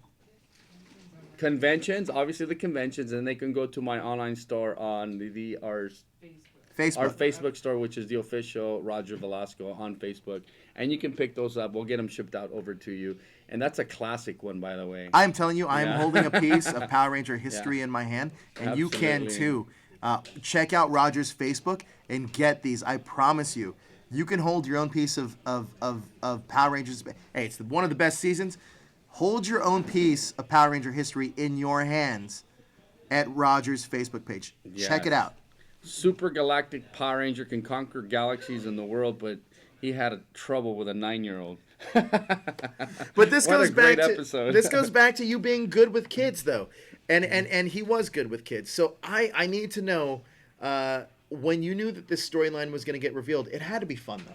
It was fun, yeah. It was a lot of I like the arc of the story and the fact that, it just got a little softer. You were usually out there fighting and beating people up and all that, so it got a little softer. So I got to show the softer side of Carlos and the challenge he had, trying to deal with this young lady that basically... this was amazing. It got me more. When you guys pulled these out, I was like, "Oh my god! Are you kidding me?" I know. I knew I had to bring those. These are great. It's amazing. Get it. Check out his Facebook. Check out Roger's Facebook page. Get him there. Oh my god! Own your piece of Power Ranger history in your hands. That was a fun episode. But another fun episode is when we got the return of Adam. Yes. This was Carlos's kind of mentor. And the person he took his powers from. Always a chance. I love this episode, and I think, and also Blake. Look at those goosebumps. The chills. Blake also comes back in this season, but you guys get 2 Rangers to come back, and I love this episode with Adam because it kind of sets the tone of like what Power Rangers have been up to since they're gone. Talk to me about when you first. How did you find out that Johnny's coming back? Just on the script. Oh, really? Yeah, I got briefed before. Hey, we're gonna bring Adam back. This is the idea of the episode, and I was introduced to the script. I read it. I thought it was great, and then we just rolled off of it, and it was awesome. It was really cool. How excited were you when Blake came back? Super excited. Are you kidding me? My little brother. I was so excited. I was really, really excited to see Blake back. Chat me up about some behind the scenes stuff that when Johnny came back and when Blake came back. Chat me up about some experiences, how it was for them coming back to the show. Well, Johnny, it was great to have a legend come back to on set, and we got to hang out, and Johnny's pretty, chill, cool, calm, collective. Blake, on the other hand, is the opposite. So with Blake, what we did is we destroyed our wardrobe room again, like we always used to do. So we goofed off, and it was a blast. And yeah, Blake's something else. That sounds amazing. Then you get a Silver Ranger. Yes. Justin Nemo shows up. Nemo. And I found out that he was a Brad Pitt. Shows up to set. Talk to me about the tone of when Justin arrives. It was all good. Now you're not about to fight him in the first No, episode, right? no. He came in with a different vibe, different energy, but it was a different storyline for him, and we had the new Brad Pitt Ranger on set, so it was pretty cool, and he was super chill. But yeah, also a super close friend of mine. It's to this day. To this day. He just shipped me deer jerky the other day. I'm trying to find it, but for some reason I can't find it. So he's gonna go check the post office. Talk to me about some fun stories that you may have had with Justin on set. Some fun behind the scenes stories. Well, we didn't hang out a lot. Justin I hang out with him a lot more now. Sure. Who was your clique back in the day? Selwyn and I used to go out. TJ, we used to go out partying every weekend. Selwyn? Yeah, TJ and I used to do everything together. We used to go everywhere together. Really? Yeah, TJ and I hung out. So it'd be you. Obviously, I couldn't take Blake because he's 12 years old. But if That'd Blake be was old weird. enough, we would have had Blake with us too. But no, Selwyn and I did almost everything together. We went out all the time. And then I'm guessing, because it really seems like when I was talking to Chris that him and Justin kind of like hit it off, and they were close friends. Yes. And then at the time, that's what happened. Right. And then Patty and Tracy were not so much. So it's interesting because the six of you together, you guys have your own cliques, but it works. It works on screen together, and that's what really matters here. So you guys have a Silver Ranger, and then we eventually get to your finale. Now, before we preface this, is that this is planned to be the last episode of last season of Power Rangers, because the ratings aren't where they wanted them to be. However, things change. Not only do things change, but this finale is probably going down in history as one of the best finales that there ever is. Yes. And it sparks off almost immediately. So when you were saying that you shot about 3 episodes at a time, did you guys shoot the finale back to back? Shoot, it's hard to remember because we used to shoot so many together. But yeah, because it was a 2-piece episode. So yeah, we mixed them. We were shooting those at the same time on different days. So there's a rumor that's been floating around for a while, and I want to get some clarification on it now. Okay. Is that the original rumor is that the finale was supposed to be a 3-parter, not a 2-parter. Is that true or not true? Man, I wish I had the answer to that. I have no idea. I didn't even know it was going to be a 2-parter, but then we got the script. It was like, oh, wow, 2-part episode, which is really cool. But no, I had no idea it was going to be a 3-part episode. The other part of that rumor was that in this episode, they were also going to reveal the Phantom Ranger. Was that true or not true? We heard about that. I heard that it was going to be revealed. We wanted it to be revealed, and it never got revealed. I wasn't old enough at the time, but yeah. If it weren't me, who do you think it would have been? Oh, man. Oh, man, that's a hard answer. I don't know. I never thought about it, honestly. I never thought about it. Next time I'm going to talk to you, you're going to have an answer. I gotta think about this. But we finally wrap up Power Rangers in Space. It's one of the best finales there is in Power Rangers, and you guys already knew that you guys were kind of leaving the show. Chat me up about some of the emotions that you guys were feeling at the time. Well, a lot of the Rangers were devastated. They were. I wasn't one of them. I know it's weird but it's, I was just ready to go to the next job. You were ready to go? I was ready to work. Okay. And if it was the end of the road for me, I just wanted to move on to the next job, and that was it. So for me, I wasn't really heartbroken. Today I wished, oh my God, we would have shot a lot more episodes, but I was ready to go. For me, the way I treated a lot of this stuff was like, it's work. I'm working. This is what I do. This is a job. Now I got to go to the next job and do the next job. I had no idea it was going to blow up the way it did. Now, with this season in particular, did you know that it was going to be coming back for, at least you guys were going to be coming back for like a story arc? No, I didn't know, but we got called back, and I was ready to go, just like I'm ready to go right now. Call us back. Great. See, I'm ready. You already answered that question. Bring it on, baby. You would go back right now. Let's go. 100%. Of course, we're ready.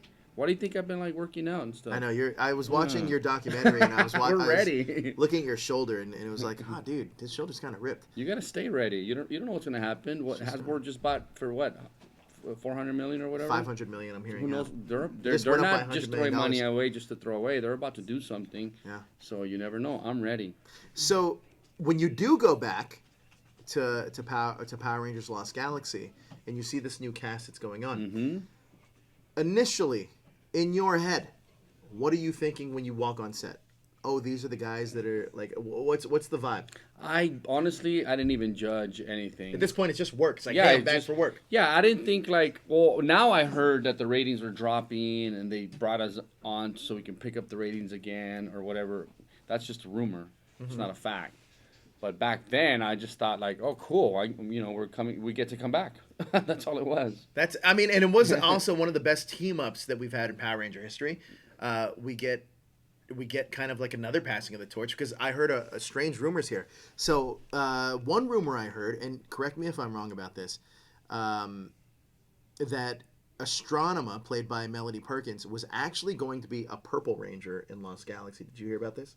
No, I did not. But wasn't she a Pink Ranger? She was, right? But I heard that they were going to create an All-American Ranger. Chris Kamen Lee said this, so who knows? Maybe the Jack Daniels talking. Yeah, but after a couple of bottles, maybe. Yeah, he did say that they were prepping her to be the first American Pink or Purple Ranger for Lost Galaxy. Now, Melody. Yeah, if anyone would know, it would be Chris. Oh, it would be. We do get a super chat though. I don't like this. Super chat says. Dam5271 says JDF was the Phantom Ranger. Maybe. But I think I was the Phantom Ranger. I'd like to go on record and state that when the Purple Ranger doesn't happen, though, we do know that Valerie Vernon from Power Rangers... And it's interesting, because I watched back Lost Galaxy just recently, and there's definitely scenes where they don't highlight her a lot because she was going through leukemia at the time. Oh, wow. Did you know that? No. So Valerie Vernon, the Pink Ranger at the time, was... God bless her. Yeah, she made it through. Is she okay? Yeah, she made it through. Blessings. She's doing the convention scene now. Valerie Vernon is awesome. She was diagnosed with leukemia, and they did bring a new Ranger in. To kind of cover for her? Kind of, but that was from your season. It was Patricia Jolie. Oh, that's right. I'm sorry, it was going to be Patricia Jolie, but it wasn't. It was actually Melody Perkins. Oh. So how much do you know about the situation that happened? Because originally it was supposed to be... Obviously not too much. Obviously not too much, yeah. Definitely you were not in the contract negotiations, Roger. Actually, well, yeah. I got the call, but it just didn't work out because... Yeah, it just didn't work out. I'll just leave it at that. But I got the call. We want you to come to New Zealand, and I did not go. Oh, you're talking about recently? No, back then when all this was happening. Oh, okay. Yeah. Let's talk about the current state of Power Rangers, if you will. It's owned by Hasbro currently. Right. A lot of people have high hopes for the franchise. If you were to walk away with one image of Power Rangers that Saban did and kind of could tell Hasbro, hey, this is something that I would want to see happen that you guys can do as well, or something you shouldn't do, what would that be? Okay, so the last movie was fun and it was great. It was cool. But just keep it a little brighter, a little bit more positive, empower the Rangers a little bit more, maybe perhaps. Kind of take it back to the old school a little bit more than trying to do something new with it that, obviously it didn't kind of work out. Sure. But I think they have to go back to what worked back in the days when, we were on and Turbo and all that, Zeo and all that. Sure. And just kind of base it off of that. Because that's really what created what it is today, Power Rangers. I agree. Yeah. If you in your mind, if you were writing, because obviously Boom Studios is doing great with the comic. Kyle Higgins just wrote a great story called Shattered Grid. Marguerite Bennett is currently writing a story called Beyond the Grid.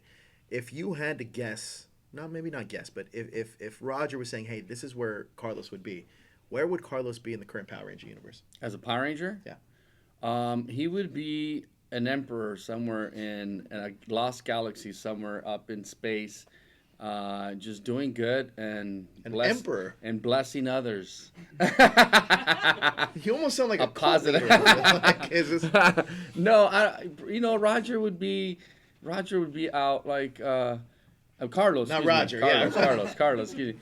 Carlos would be out just doing, the same thing, being the best person he can be. I have kids, so being a parent, maybe perhaps, being a leader in the community, doing something good. Do you think that because Incognito, nobody knows he's the Power Ranger. Would he still be gallivanting in space? I'd rather him do good, but not people know that he's out doing good, and he's kind of like, kind of like a silent hero. Yeah, kind of like a silent Power Ranger that does all this cool stuff, and nobody knows it happens, but it's happening, and then he's part of that.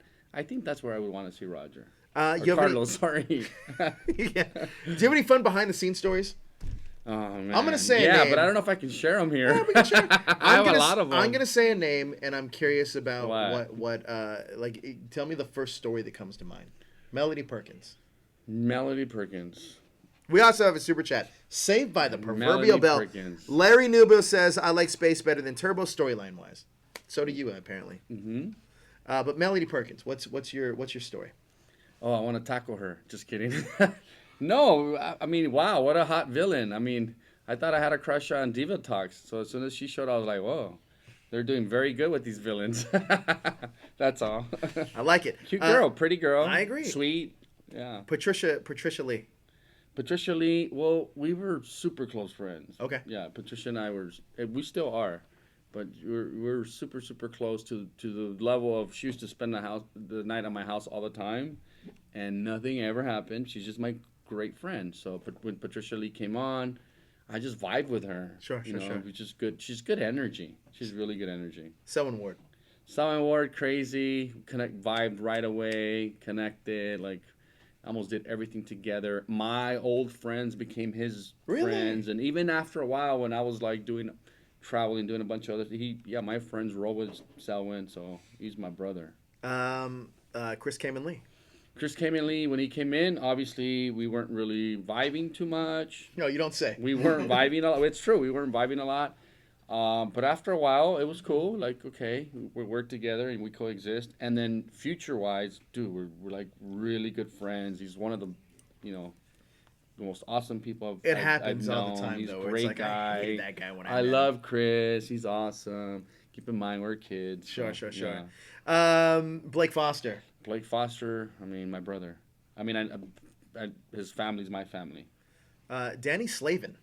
Danny, every time I see each other, we have this great respect for each other. I don't see him a lot, but he's a good friend. I can anytime I see him, I have his back. He's a good friend of mine. Reggie Rowe. Reggie's super cool. His wife is awesome too. Yeah, they're great. Great people. Much love for him. Mm-hmm. Who else was that? Valerie Vernon.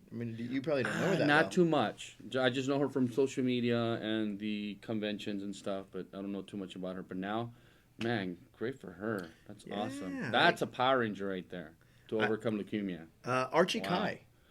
Archie Kai. We got along when I came back, as a matter of fact, him and I vibed a lot. Really? Yeah, we connected a lot, and we hung out and whatnot, and we tried hanging out some more, but the industry's kind of crazy.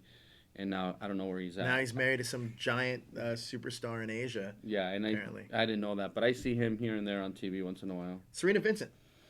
Pretty girl. Awesome. Yeah. Yeah. Didn't really get to acquainted too much, but yeah, awesome girl. Russell Lawrence. Don't know Russell too much. Okay. Yeah. Fair enough. Johnny Young Bosch. Yeah, we had we have an incredible past. And then I just recently saw him at Morphicon recently, and we really got to vibe. And I went over there and I paid my respects to him, and I that was really, really cool to be able to do that. We put it on film, and I can't wait. It's going to be released pretty soon. We're going to talk about that in just a second. We'll plug it in a second. Yeah, we did some stuff with him, which is really, really cool. Much respect to Johnny. Nakia Burress. The kid is awesome. Are you kidding me? If we're in the same space, same room, and we can't give a hug and a kiss to each other, it's like something's wrong. She's my sister. I love her. Catherine Sutherland. I love her to death. She's one of my favorite people on earth. And Jason David Frank. Super cool. I haven't got acquainted too much recently because I haven't done a lot of conventions like some of the rest of the guys, but we got to vibe a lot at the beginning, and I've seen them here. I've seen them around. So Morphicon, what you spoke about, Morphicon 2018 was a great time. We also have a super chat. It says, Roger, we need the lunar lance for photos. You have the little lightsaber? Damn, we gotta get that. We gotta get okay, that. we're gonna get it. I promise you, we'll get it. You guys had a great time at Morphicon, but not just did you have a great time, but you documented this great time. And now you guys have a miniseries documentary coming out. Can we hit a clip of that documentary? Let's show it. Run it now. We're going to bring you in now. What was your favorite season of all time? My favorite was actually space because Adam was with you on one of the seasons. Everybody loves that episode that she's talking about. Yes. Yeah. Well, Roger did have an episode where he teamed up with Adam. That one episode where he was trying to help and he kept hurting his teammates, and then he just fought so hard to redeem himself. Always and a chance. I could relate. How'd you get back your morpher and your communicator? I mean, you was doing so good with it. Oh, Carlos had some challenges also, because Carlos is new. Because I remember one episode where Adam showed up to help you. See, Adam could have easily been a leader. So, of course, he was the right guy to kind of motivate him into reminding him that he is the right choice for a Black Ranger. He wanted to be the best he could, but he kept messing up. And Adam took him aside. He's like, hey, it's okay. You just got to learn from your mistakes. And he did. Johnny, you got a minute? What's up? That's cool. Some few things I want to tell you on film.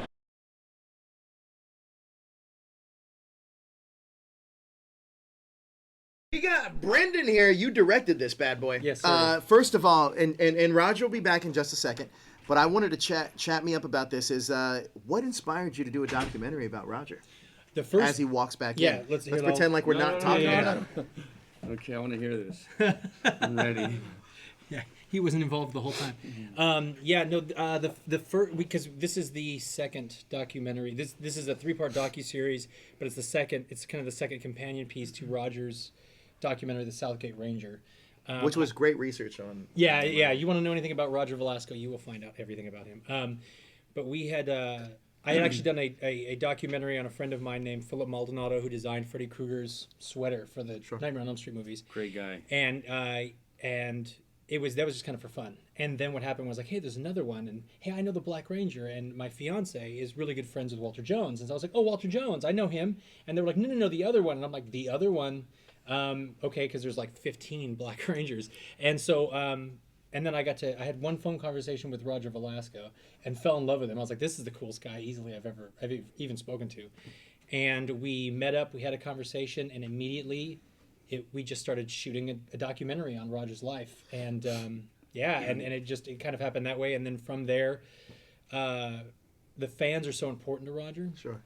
that there's moments, if you watch the first documentary, The Southgate Ranger, he gets emotional about it and how his character, and especially in that episode, There's Always a Chance.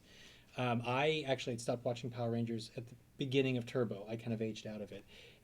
But there was one episode I'd seen in space, at the time didn't know it, and I remember watching it, it was Johnny Bosch. I was like, oh, okay, that's one of my guys. And he was with this kid with long hair and having issues with being a ranger, and I remember, and I was like in my early 20s, and I watched that episode. I said, this is really good. And then to later on meet Roger, and then, get to know him. I go, oh my God, you're that kid with the long hair. So immediately from there, the first documentary took off, and listening to him talk about the fans, how important that episode was to me, and then the fans, he had the idea of like, I'm doing Power Morphicon, you have to come. And I said, we're going to come, we're going to shoot it. He said, we have to do it. And so that's kind of what happened. And I really wanted to show from the fans' perspective, and even from the Rangers' perspective, specifically Roger and with Chris and Justin and Blake and Selwyn and Tracy. I wanted people to see how they interact with the fans, so that they could get the experience as well, and then maybe the next time come to Power Morphicon. Sure. And so it just kind of evolved into what it ended up being, which was the fan stories and their interactions with the different Rangers, Roger's interaction with the different Rangers, including Johnny Bosch. And so that's how it kind of happened. Brendan, you just spoke about falling out of the show, kind of when you kind of aged out. Curious for me, because I did the same thing too, and that was more Lost Galaxy for me. But I did fall out. Not Lost. Yeah, it was Lost Galaxy. I fell out of the show as well. After doing this documentary and seeing the fans' interaction with Rangers, what's the one kind of through line that kind of got you interested to be like, wow, it's kind of amazing that these guys made this impact on these kids. Yeah, you know what's funny is I'd said to Martha and Roger and even my fiance Joe, when I was at Power Morphicon, I briefly worked for Michael Jackson. Weird story. Wow. I worked for Michael Jackson for a while, and I grew up idolizing Michael Jackson, and obviously, and then eventually I also idolized like Burt Me Ward too. and Power Rangers. I mean, it's Michael Jackson. I love so- Michael Same, right? Jackson. Same. I don't- So I got to hang out with Michael Jackson for a while, and I'd be at Neverland, and the fans would be camping out outside the gates, and the fans, their lives revolved around songs of Michael's or things that Michael said. They would have things he would say in his interviews tattooed on them, and I was like, oh, I really get it. And then being at Power Morphicon and having, people, you and I are in the same age range. Yeah. These younger guys who are, they're 25, they're 30, and they come up and they go, man, one of the through lines that I saw that really stood out, especially with Roger, when they were talking about him, is that a lot of the big guys, they had to deal with being bullied. The guys that could easily just stomp somebody would go, I was bullied. Everybody came to me and wanted to fight with me, and I'm this quiet soul. And on Power Rangers, they would see someone like Carlos Vallerte dealing with, I have this power, I can use it, I can abuse it. It's a lot. And so to see these big lovable teddy bear guys that could squash us, like they're 6'5", Sure. across and up, and they sit there and they go, man, to watch these Power Ranger characters deal with this stuff and not fight back and not retaliate and being positive and being the bigger person, training them. I mean, we were talking to Marines, we were talking to police officers, professional martial artists. We talked to claymation artists, animators, all over the globe, Awesome different people. things. And they came to Roger and said, you are what got me through high school. You were what got me through dealing with my bully. And I had never seen anything like that except for when I was around Michael Jackson. And I was saying, I was like, these are like Michael Jackson fans. I totally get it. And then when you go back, specifically watching episodes like in space, that show just kind of, they put they made those characters very real. It wasn't just, like I was joking about earlier, there's a balance beam in the juice bar and they're lifting in the juice bar. These were actual people. One of the things that he says in episode 2 of the documentary, the docuseries, he says to somebody goes, why'd you give up your morpher, man? Like, why did you do that? And he said, and he handles it great. He goes, first of all, Carlos is human. So Carlos is dealing with the fact that he's a 17-year-old with superpowers. And is he really worth that? Should he be flying around the Enterprise with Captain Kirk? Should he really be, part of the Justice League or an Avenger? And it's difficult. That speaks so much to people. Sure. And so that's why this docuseries and even his first documentary, Roger's a superhero in real life. So is Patty. So is Selwyn. I agree. And so for them to be real people dealing with real stuff, it ignites that thing in somebody going, they can get through it, I can get through it. I mean, I actually like that you brought up the first documentary, Southgate Ranger. That's what it's called, right? Yeah. I like that you brought that up mainly because I did a lot of my research using that, and it's fascinating to me, mainly because the stuff before you became a Power Ranger was more fascinating to me than when you became a Power Ranger. Because I think a lot of folks out there, a lot of kids out there, or a lot of people that watch Power Rangers out there kind of had to deal with a lot of either adversity or... Because it seems like a lot of the core of the story that you were telling was that certain aspects you either didn't fit in or didn't want to fit in, and then kind of worked with it, and it kind of flowed, and you just did your thing. I think that that's such an important message out there, and I think that is so fascinating to me. So I really encourage all of you guys to watch that. But on to this, going to Power Morphicon 2018, what did you expect it to be, and then what did it end up being? It's weird because I work for Warner Brothers and animation and everything, and I've worked for Michael Jackson. I've worked with lots of celebrities and lots of different things, and in those realms. And so I kind of expected some Comic-Con, and instead, and as you guys, I mean, you know more than anybody, watching the hashtag show, and I know Jezzer, you guys go to those things and deal with these people. The fan base at Comic-Con is much more MediaCon, like, oh, I like an episode of Supernatural, therefore I have a shirt and I'm going to dress up as this. The fan base is so, when it comes to their soul, it's so thin. Sure. Power Rangers is like a Star Trek convention in 1975, where we are removed from Star Trek.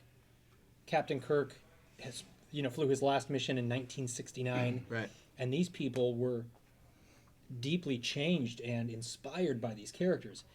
And that's what ended up happening. I expected Comic-Con. Oh, here's my $5. Da-da. No. And not only that, but also something that's very different is that Comic-Con, you sign your things, you move on. These guys are not like that. And I spent most of my time with the Turbo and In Space people, Blake, Justin, Chris, Roger, Selwyn. They stand there and they talk to you. It's a personal experience. And not only that, but they take. It's kind of like the difference between Jason Todd and Dick Grayson as Robin. Whoa, you're a Robin guy. I'm a Robin guy. I'm a Tim Drake guy though. Oh, I have a Robin tattoo across my back. Do you really? Oh, yeah. I work on Teen Titans Go. Like it's Robin guy. Robin is my guy. I'm really good friends with Burt Ward. We'll have to have him here. Oh yeah. But are you kidding me? He and Burt Ward are very similar people. Like if they would not talk to me after they hung out. They'd be like buddies. But if you look at Dick Grayson and Jason Todd, like Jason Todd when he was Robin, in the new Titans show, it's different. They've kind of flipped it. Dick Grayson took being Robin very seriously. Tim Drake. I love Tim Drake. Timothy Jackson Drake, one of the greatest Robins of all time, arguably the greatest Robin. He's my favorite Robin ever. He's incredible, right? He took it so seriously that if a kid comes up to him, he stops what he's doing and says, "I understand, and I'm here, and I'm going to be that hero to you." That's awesome. And I got to tell you, you watch these things, and you watch Selwyn, and you watch Blake. We're on our way to the VIP at Walter Jones. We're on our way to the VIP area, and somebody yells out something to Blake, and Blake just turns around and goes, "Hey, buddy, how are you?" Da da da da. Talking. There are people that don't come up and drop money. There are people that come up and say, "Roger." Yes. I grew up as a Hispanic child in the mid '90s. You do not know what Carlos meant to me. And he goes, "Oh my God." And there's a guy's like, "I'm from Southgate. And I saw you in the parade." He did the Southgate Christmas parade last year. I remember that. And we were there shooting it. It's a long walk with a Steadicam. But it was, and that was one of my first interactions with Roger. And I get it. And it's so that I expected, sign, give money, move on.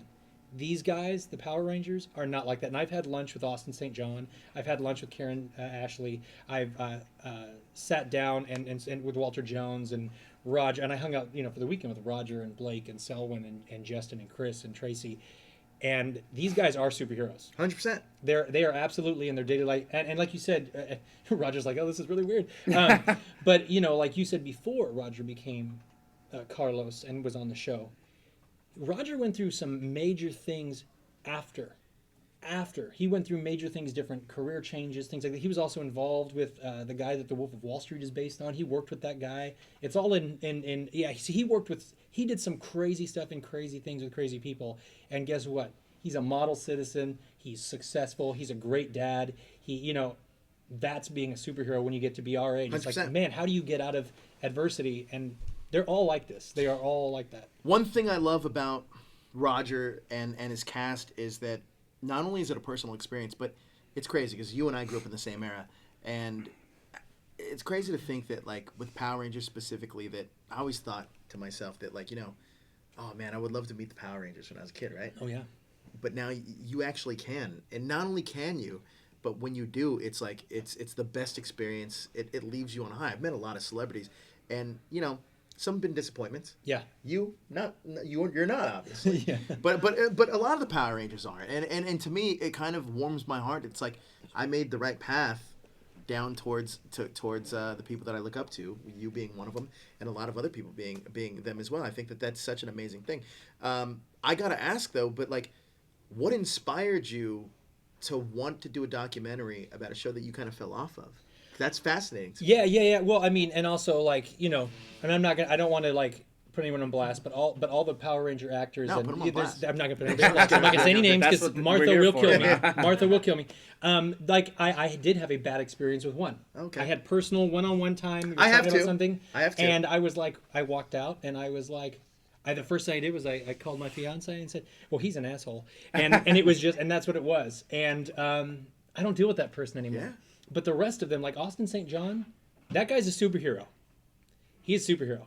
Roger Velasco, superhero. Now Chris, I want to meet him now. you guys, oh my I have God, can you not imagine? got acquainted Austin? with him. Yeah. Yeah, now that he tells me that, Oh, I want no, to meet him. We Yeah. went out drinking with Austin. wanna meet Jezzer has him. a great story about it. I'm sure we'll talk about it off air. He had a full conversation. I I wanna meet saw Austin. I saw that episode. It was great. But Austin St. John, like I sat down with Karen Ashley and Austin St. John, and we sat down and had coffee, and we just had a conversation. And they asked me, what would you do with Power Rangers, and why should we do that? Because I had 2 times I had it scheduled to pitch a Power Ranger reunion. So one day, but with Saban people and Hasbro people. I have an idea for you. We should talk off air because yes, absolutely. There's something that I'm working on now that's fascinating. Well, we'll have to discuss. But what you said, being a fan that fell off. Yeah. Because that's interesting to me, mainly because that's a good question. That's a really good question. I'm a fan of Power Rangers, and I'll be a lot of people don't know this. I'll be 1,000% candid about this. Is that 4 years ago, I believe, we got pitched Morphicon. And at the time, #show was kind of in its infancy, but we kind of wanted to do more of the superhero stuff because that was what was really big, right? And now you build Megazord heads in the middle of we do. half of our crew said, let's not do this. The other half, or one person in particular, said we should do this.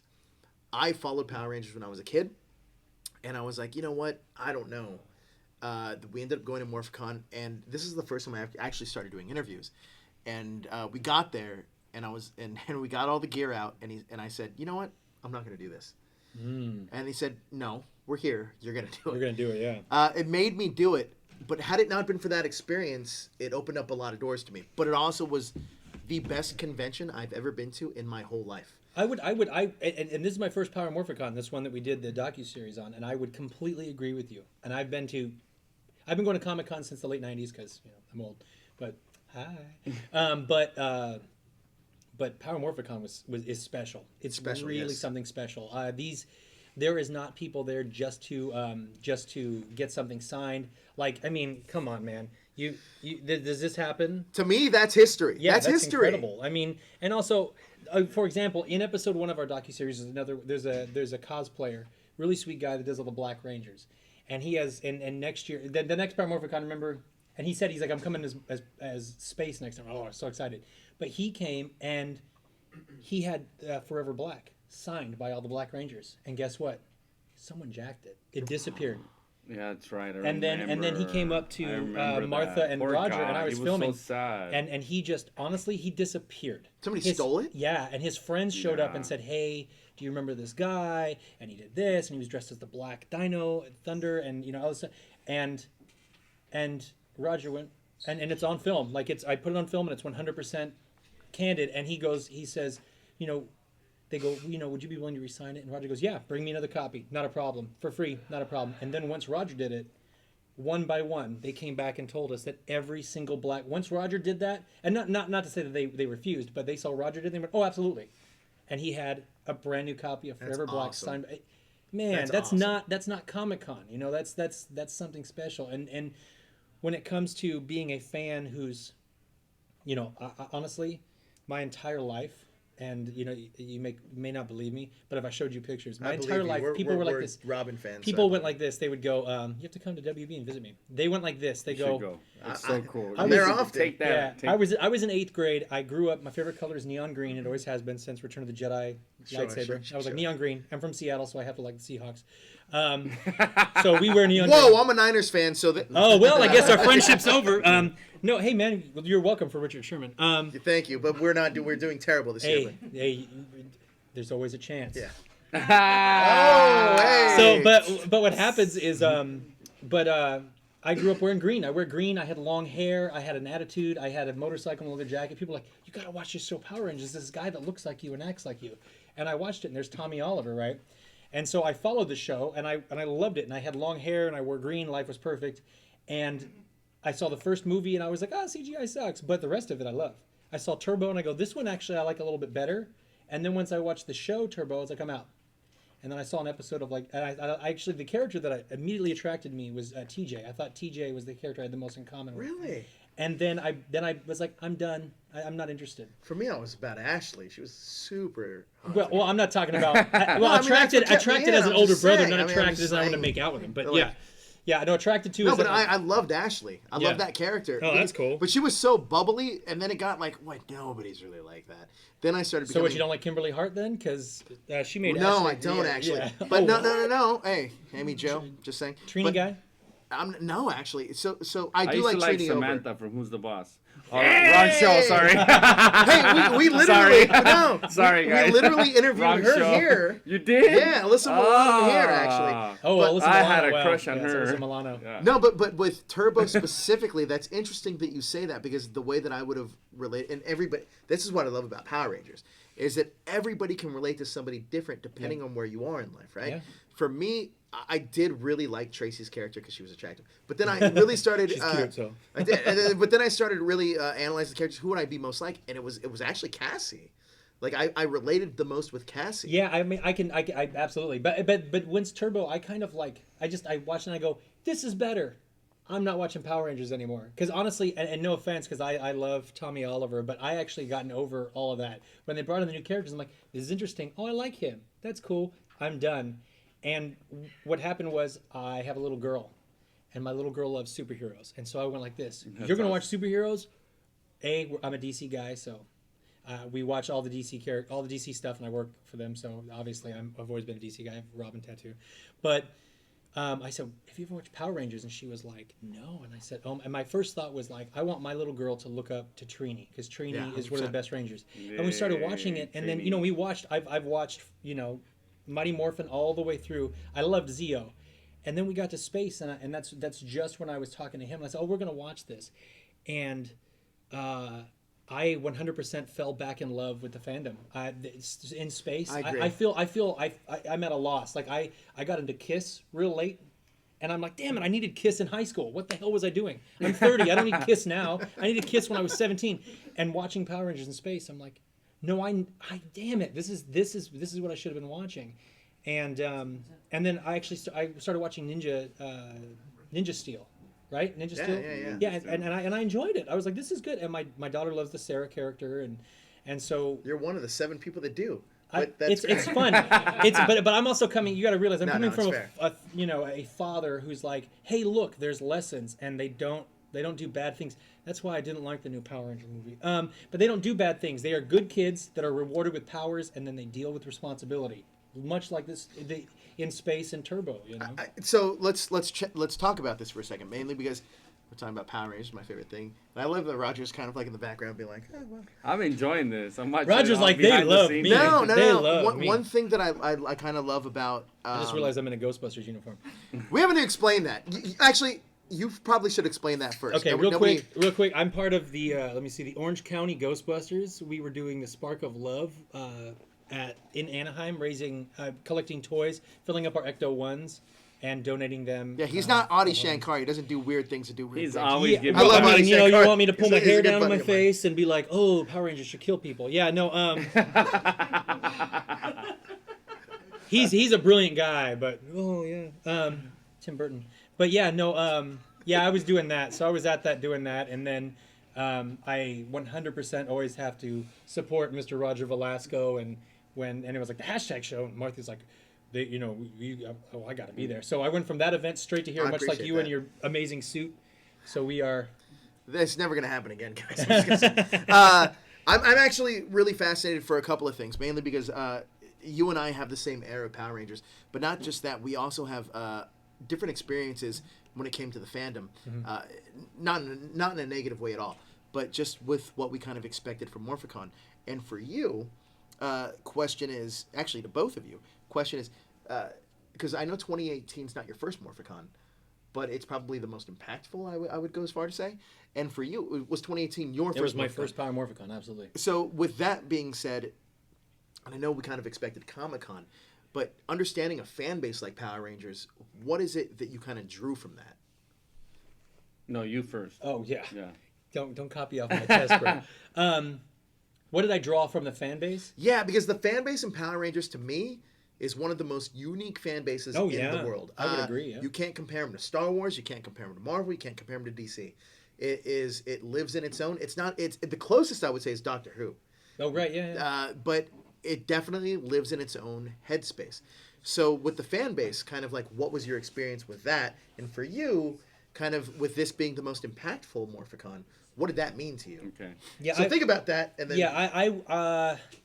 the Doctor Who fan base. I get that comparison, especially for the longevity, but I feel like it's the the strength in the fan base, the genuine I care, this means something to me, is Star Wars and Star Trek when there was nothing. Sure. Even though there is Power Rangers and it is constantly creating, I feel like Power Rangers, because it's longevity in the different styles of each season, Time Force, In Space, Dino, Thunder, all these different styles of series find their fans, and down the road they're us, and like Mighty Morphin was my show, CO was my show until I saw In Space, and now I'm like, well, dude, Carlos is my favorite Power Ranger. But one of those things that I feel like it means as much as it did when the fans of these other big genres and they didn't know something was coming. Sure. In Star Trek in the 70s, people didn't know Star Trek the Motion Picture was around the corner. They didn't know they were going to have 10 films and they were going to have The Next Generation and Voyager and Deep Sleep Nine and all that stuff. They only knew. Did you call it Deep Sleep Nine? Oh, I'm sorry. It is Deep Sleep Nines because Star Trek can be sometimes boring. Well, definitely that series was. But it was one of those things where they were hungry for it and it meant something. Captain Kirk would say a line in Star Trek 6 and it was their life.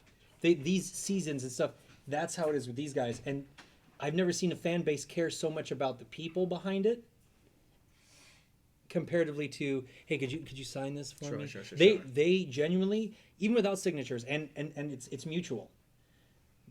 And I can say specifically, hanging out with the Turbo and Space Cast, I was standing there, and I know Walter Jones. The fans mean the world to him, and they mean the world to him, and it's mutual. So Leonard Nimoy in 1978. The fans meant something different to him than in 1987. Sure. And he meant something different to the fans when there was nothing. And I feel it was ever evolving. That emotional connection between the fan base and the actors and the creators at Power Morphicon was that serious. Like I said, Michael Jackson fandom.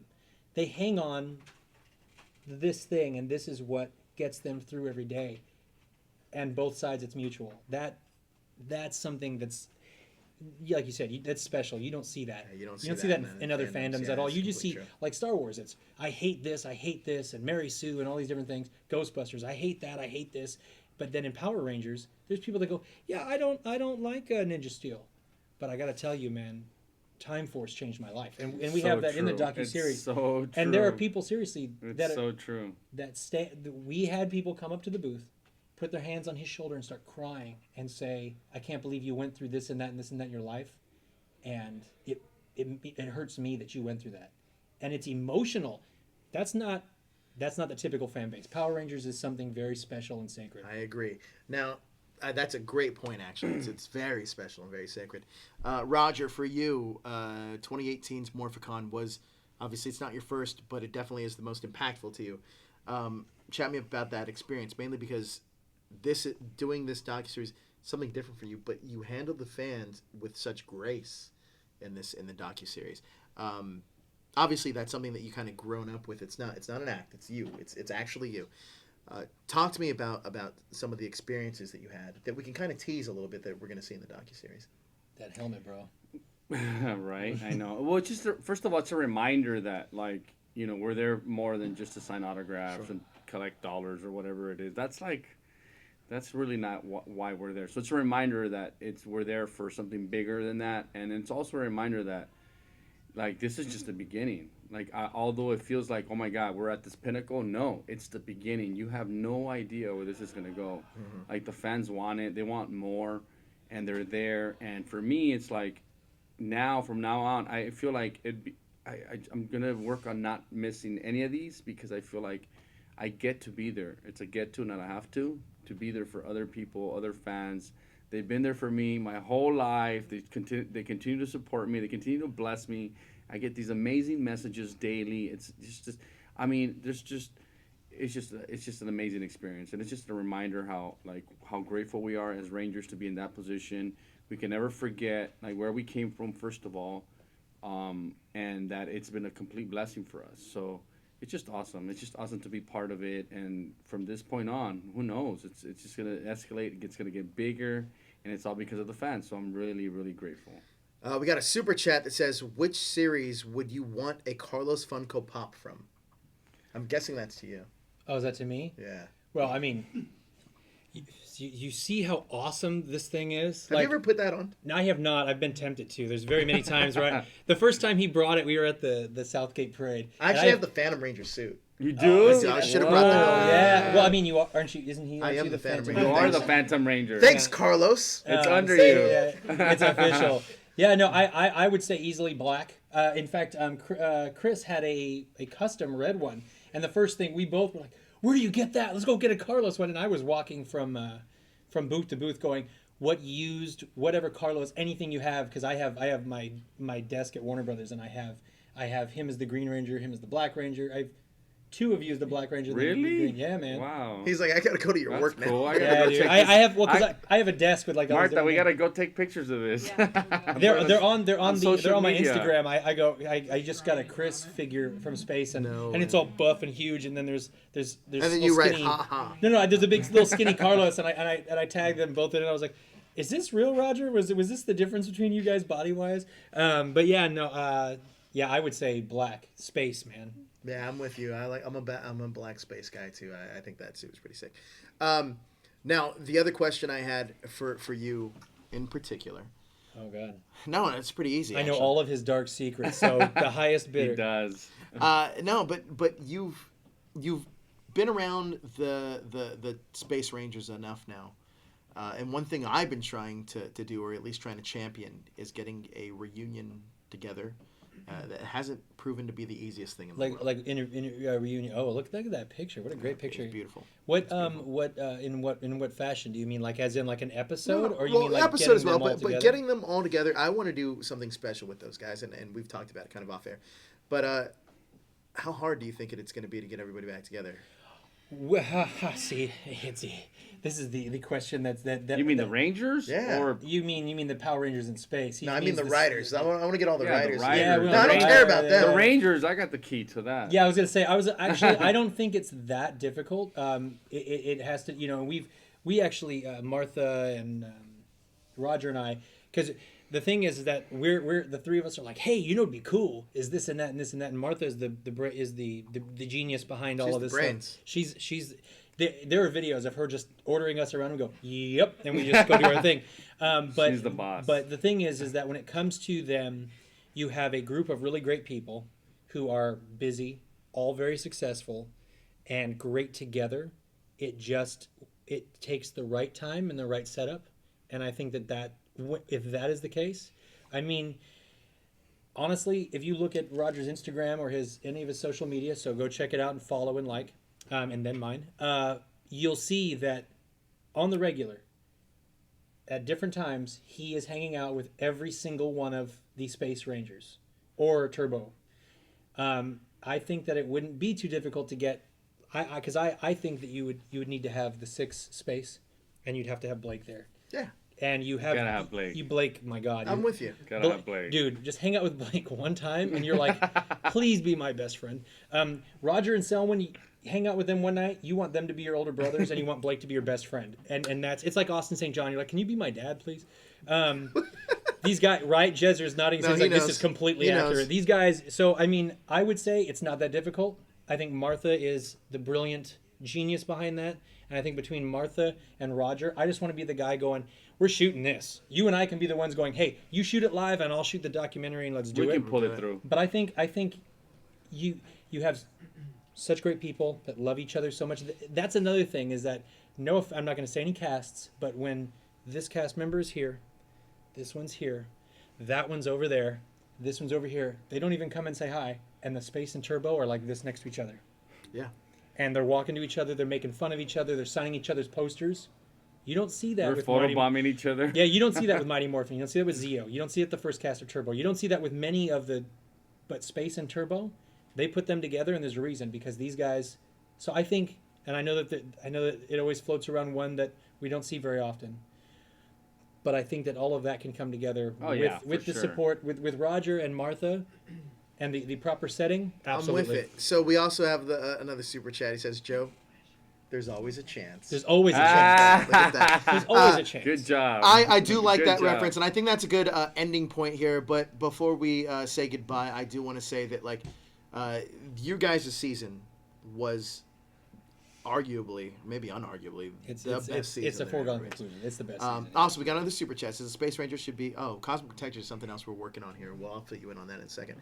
But it's. I think that your guys' season is really good storytelling in general. But like we said, and we're going to do our best to contribute to getting your guys' cast together, because we feel that now that it's 20 years later, it should be appreciated by everybody. And listen, I'm a fair believer to say that Mighty Morphin gets a lot of the credit, but the fact is there are other seasons that are better, and this is one of them. I've went on record as saying that before, and I'll say it again, is that Space is one of the best seasons there ever is. And if I was going to start anybody out on Space, now we're getting it all in now. We got another super chat. It says, question for the Green Turbo Ranger Black Space Ranger. What was it like fighting the Psycho Black? Plus, honor to meet you. That's from Andros, the Warrior High Alpha. It was pretty psycho. It was pretty psycho. Are you kidding me? That guy was out of control. Yeah, good villain. Great villain to fight. There you go. Yeah. But we do recommend that you watch Power Rangers in Space, also Power Rangers Turbo. But this 2019 is coming up. It's going to be the year, and it doesn't have to be at a convention. Maybe we could do it outside of things that are non-conventional, and just kind of start making a mark in the Power Ranger world. I got Pink. That Pink, sounds more Pink poster lives than- right around here. That sounds more just in discussing with these guys, because I'm a fan that goes, hey man, we gotta go. Like Martha hits me and goes, I need all the morphs. I'm like, yeah, it's Rocket. I have all the morphs and shift into turbo and all that stuff. I complete episode 2 is gonna have. By the way, so just shameless Plug it in, baby. Plug it in. Episode 2 of Protectors of the Power. Keep in mind, it is titled Protectors of the Power, speaking of you, the fans, because you guys are the protectors of the power. Exactly. Great. Thank you for putting that up. These Roger's 2 helmets that were cased there. In episode 2, we are going to go very much into the Q&As. You're going to see multiple morphs. You're going to see the green and black. And I know that you guys have posted some of that as well. We're going to have some of that stuff with Roger before and after, kind of insights, different, all the Q&As, all the morphs, all that stuff will be in episode 2. That's what you call a teaser, guys. Now you got to Protectors of the Power. Now you got to watch it. Curious, where are people going to be able to find Protectors of the Power? You got the launch. date as well? Okay. The launch date. Okay, so the first episode's out now. If you go on YouTube and look up Protectors of the Power, Roger Velasco, you will find the Southgate Ranger. And you'll find Protectors of the Power episode 1. Episode 2. Great poster. Nice. Great T-shirt. Episode 2 will air on YouTube. It'll be released on Christmas Day. Ooh, look at that. You got a Christmas Day, gift from 12:01 a.m. Christmas Day. Protectors of the Power episode 2 is coming, and yeah. So I encourage you all to watch this and follow along with this, because you're gonna want more Power Ranger documentaries based on what Brendan's doing, and I think it's a great idea. Stay tuned. There's gonna be more. We want to do more. Stay tuned. Because with other Rangers. Yeah, there's been talks with Selwyn, because Selwyn is super important, much like same thing. Roger was the first very Hispanic. Like they're like, no, he's Hispanic. We are going with it. He's a Hispanic character. Very Hispanic. He's really good at soccer. Hey, but Steve Cardina. Hispanic. Oh, never mind. I love Steve. People argue that Austin St. John also was representative of the Hispanic, but not really. No. But then he was represented by people that didn't wear sleeves. Right. Oh yeah. Is what I would say. This is true, but Selwyn Ward is one of the ones Selwyn Ward is the one I want to really do the next one on, and I was harassing him at Power Morphin. Or Walter Jones, either Walter Jones, Selwyn or Walter Jones. Selwyn was the first African American leader of the Power Rangers, and regardless, back 20 years ago, 20-something years ago. Superman's not black. You know what I'm saying? Captain America isn't. Well, he's been black, yeah. but Steve Rogers is not black. And this show was so ballsy that in 1999, when the leader of the Justice League or the Avengers would never be a black dude, they went like this. They went, you get on the red uniform, and none of that. But TJ, arguably, the best leader of the Power Rangers. Arguably, I think that one thing that I thought was fascinating great about this, actually, and it's not a color thing; it's an ethnic. Well, not just that, but he like honestly, he could have been anybody, but TJ was an everyman ranger. Yes, it didn't matter what race you were from. that you could be TJ. You felt like you could be TJ. Absolutely. And Selwyn, yeah, he's the man. And I Yeah, think he's that awesome. I I think love that that was TJ. such an important thing, but also like you're right, Brendan, is diversity wise that Power Rangers, and this is something that I've noticed even during Mighty Morphin, is that they were doing things in that show. Nobody, even Mighty Morphin, with Trini and with Zach It was all Taylor. about cleaning up the environment well before. Oh, yeah, We yeah. actually have to clean up the. We should have fucking listened to the Power Rangers. Yeah, guys. yeah. I mean, Now we have global warming. They were doing, ethnic integration with no issue. They were doing Captain Planet type messages. It was like watching the Super Friends, but not as cheesy and action packed and people that you wanted to be. But it was you more identified relatable. with. Yeah, man. It's More relatable. insanity. We do got another super chat that says, "Thanks, Joe and Roger, for an awesome stream tonight." Hashtag Craven is Rangers. But continue. I didn't want to cut you off there. You Oh were no on a no good no! roll. But yeah, I've been talking to Selwyn, Tracy Lynn. I'm begging. There's always Power Rangers. Walter Jones. Walter Jones is a very close family Love friend of Walter. mine, and Walter Jones is also a dancer. My fiance Joe is a Latin professional dancer, and You she mean a works with stripper? Walter. He's a stripper? Walter? No, she's not. Oh, Walter, I No, said. Walter can strip anytime he wants. Yes. We'll be there. You take credit card, but Thunder there's from Down Under? There you go. Dino Thunder from Dino Down Thunder from Down But Under. so There you go. Mastodon. So That's gonna be a T-shirt. Dino Thunder from Down Under. Under. Mastodon. Yeah. That's- But yeah. It's gonna be the Magic Mike poster. But no, but I man. mean, those are all people that we have harassed, we've talked to. We want to do more, and I'm hoping that in when it comes to Power Morphicon 2020, we are able to do a even harder push to do. I want to do. We would love to do a series where it's not 3 episodes. We want to do a series where we have multiple cameras, multiple interviews, multiple directors, not just myself going around and all over the circuit at all times. You know why I think that's cool?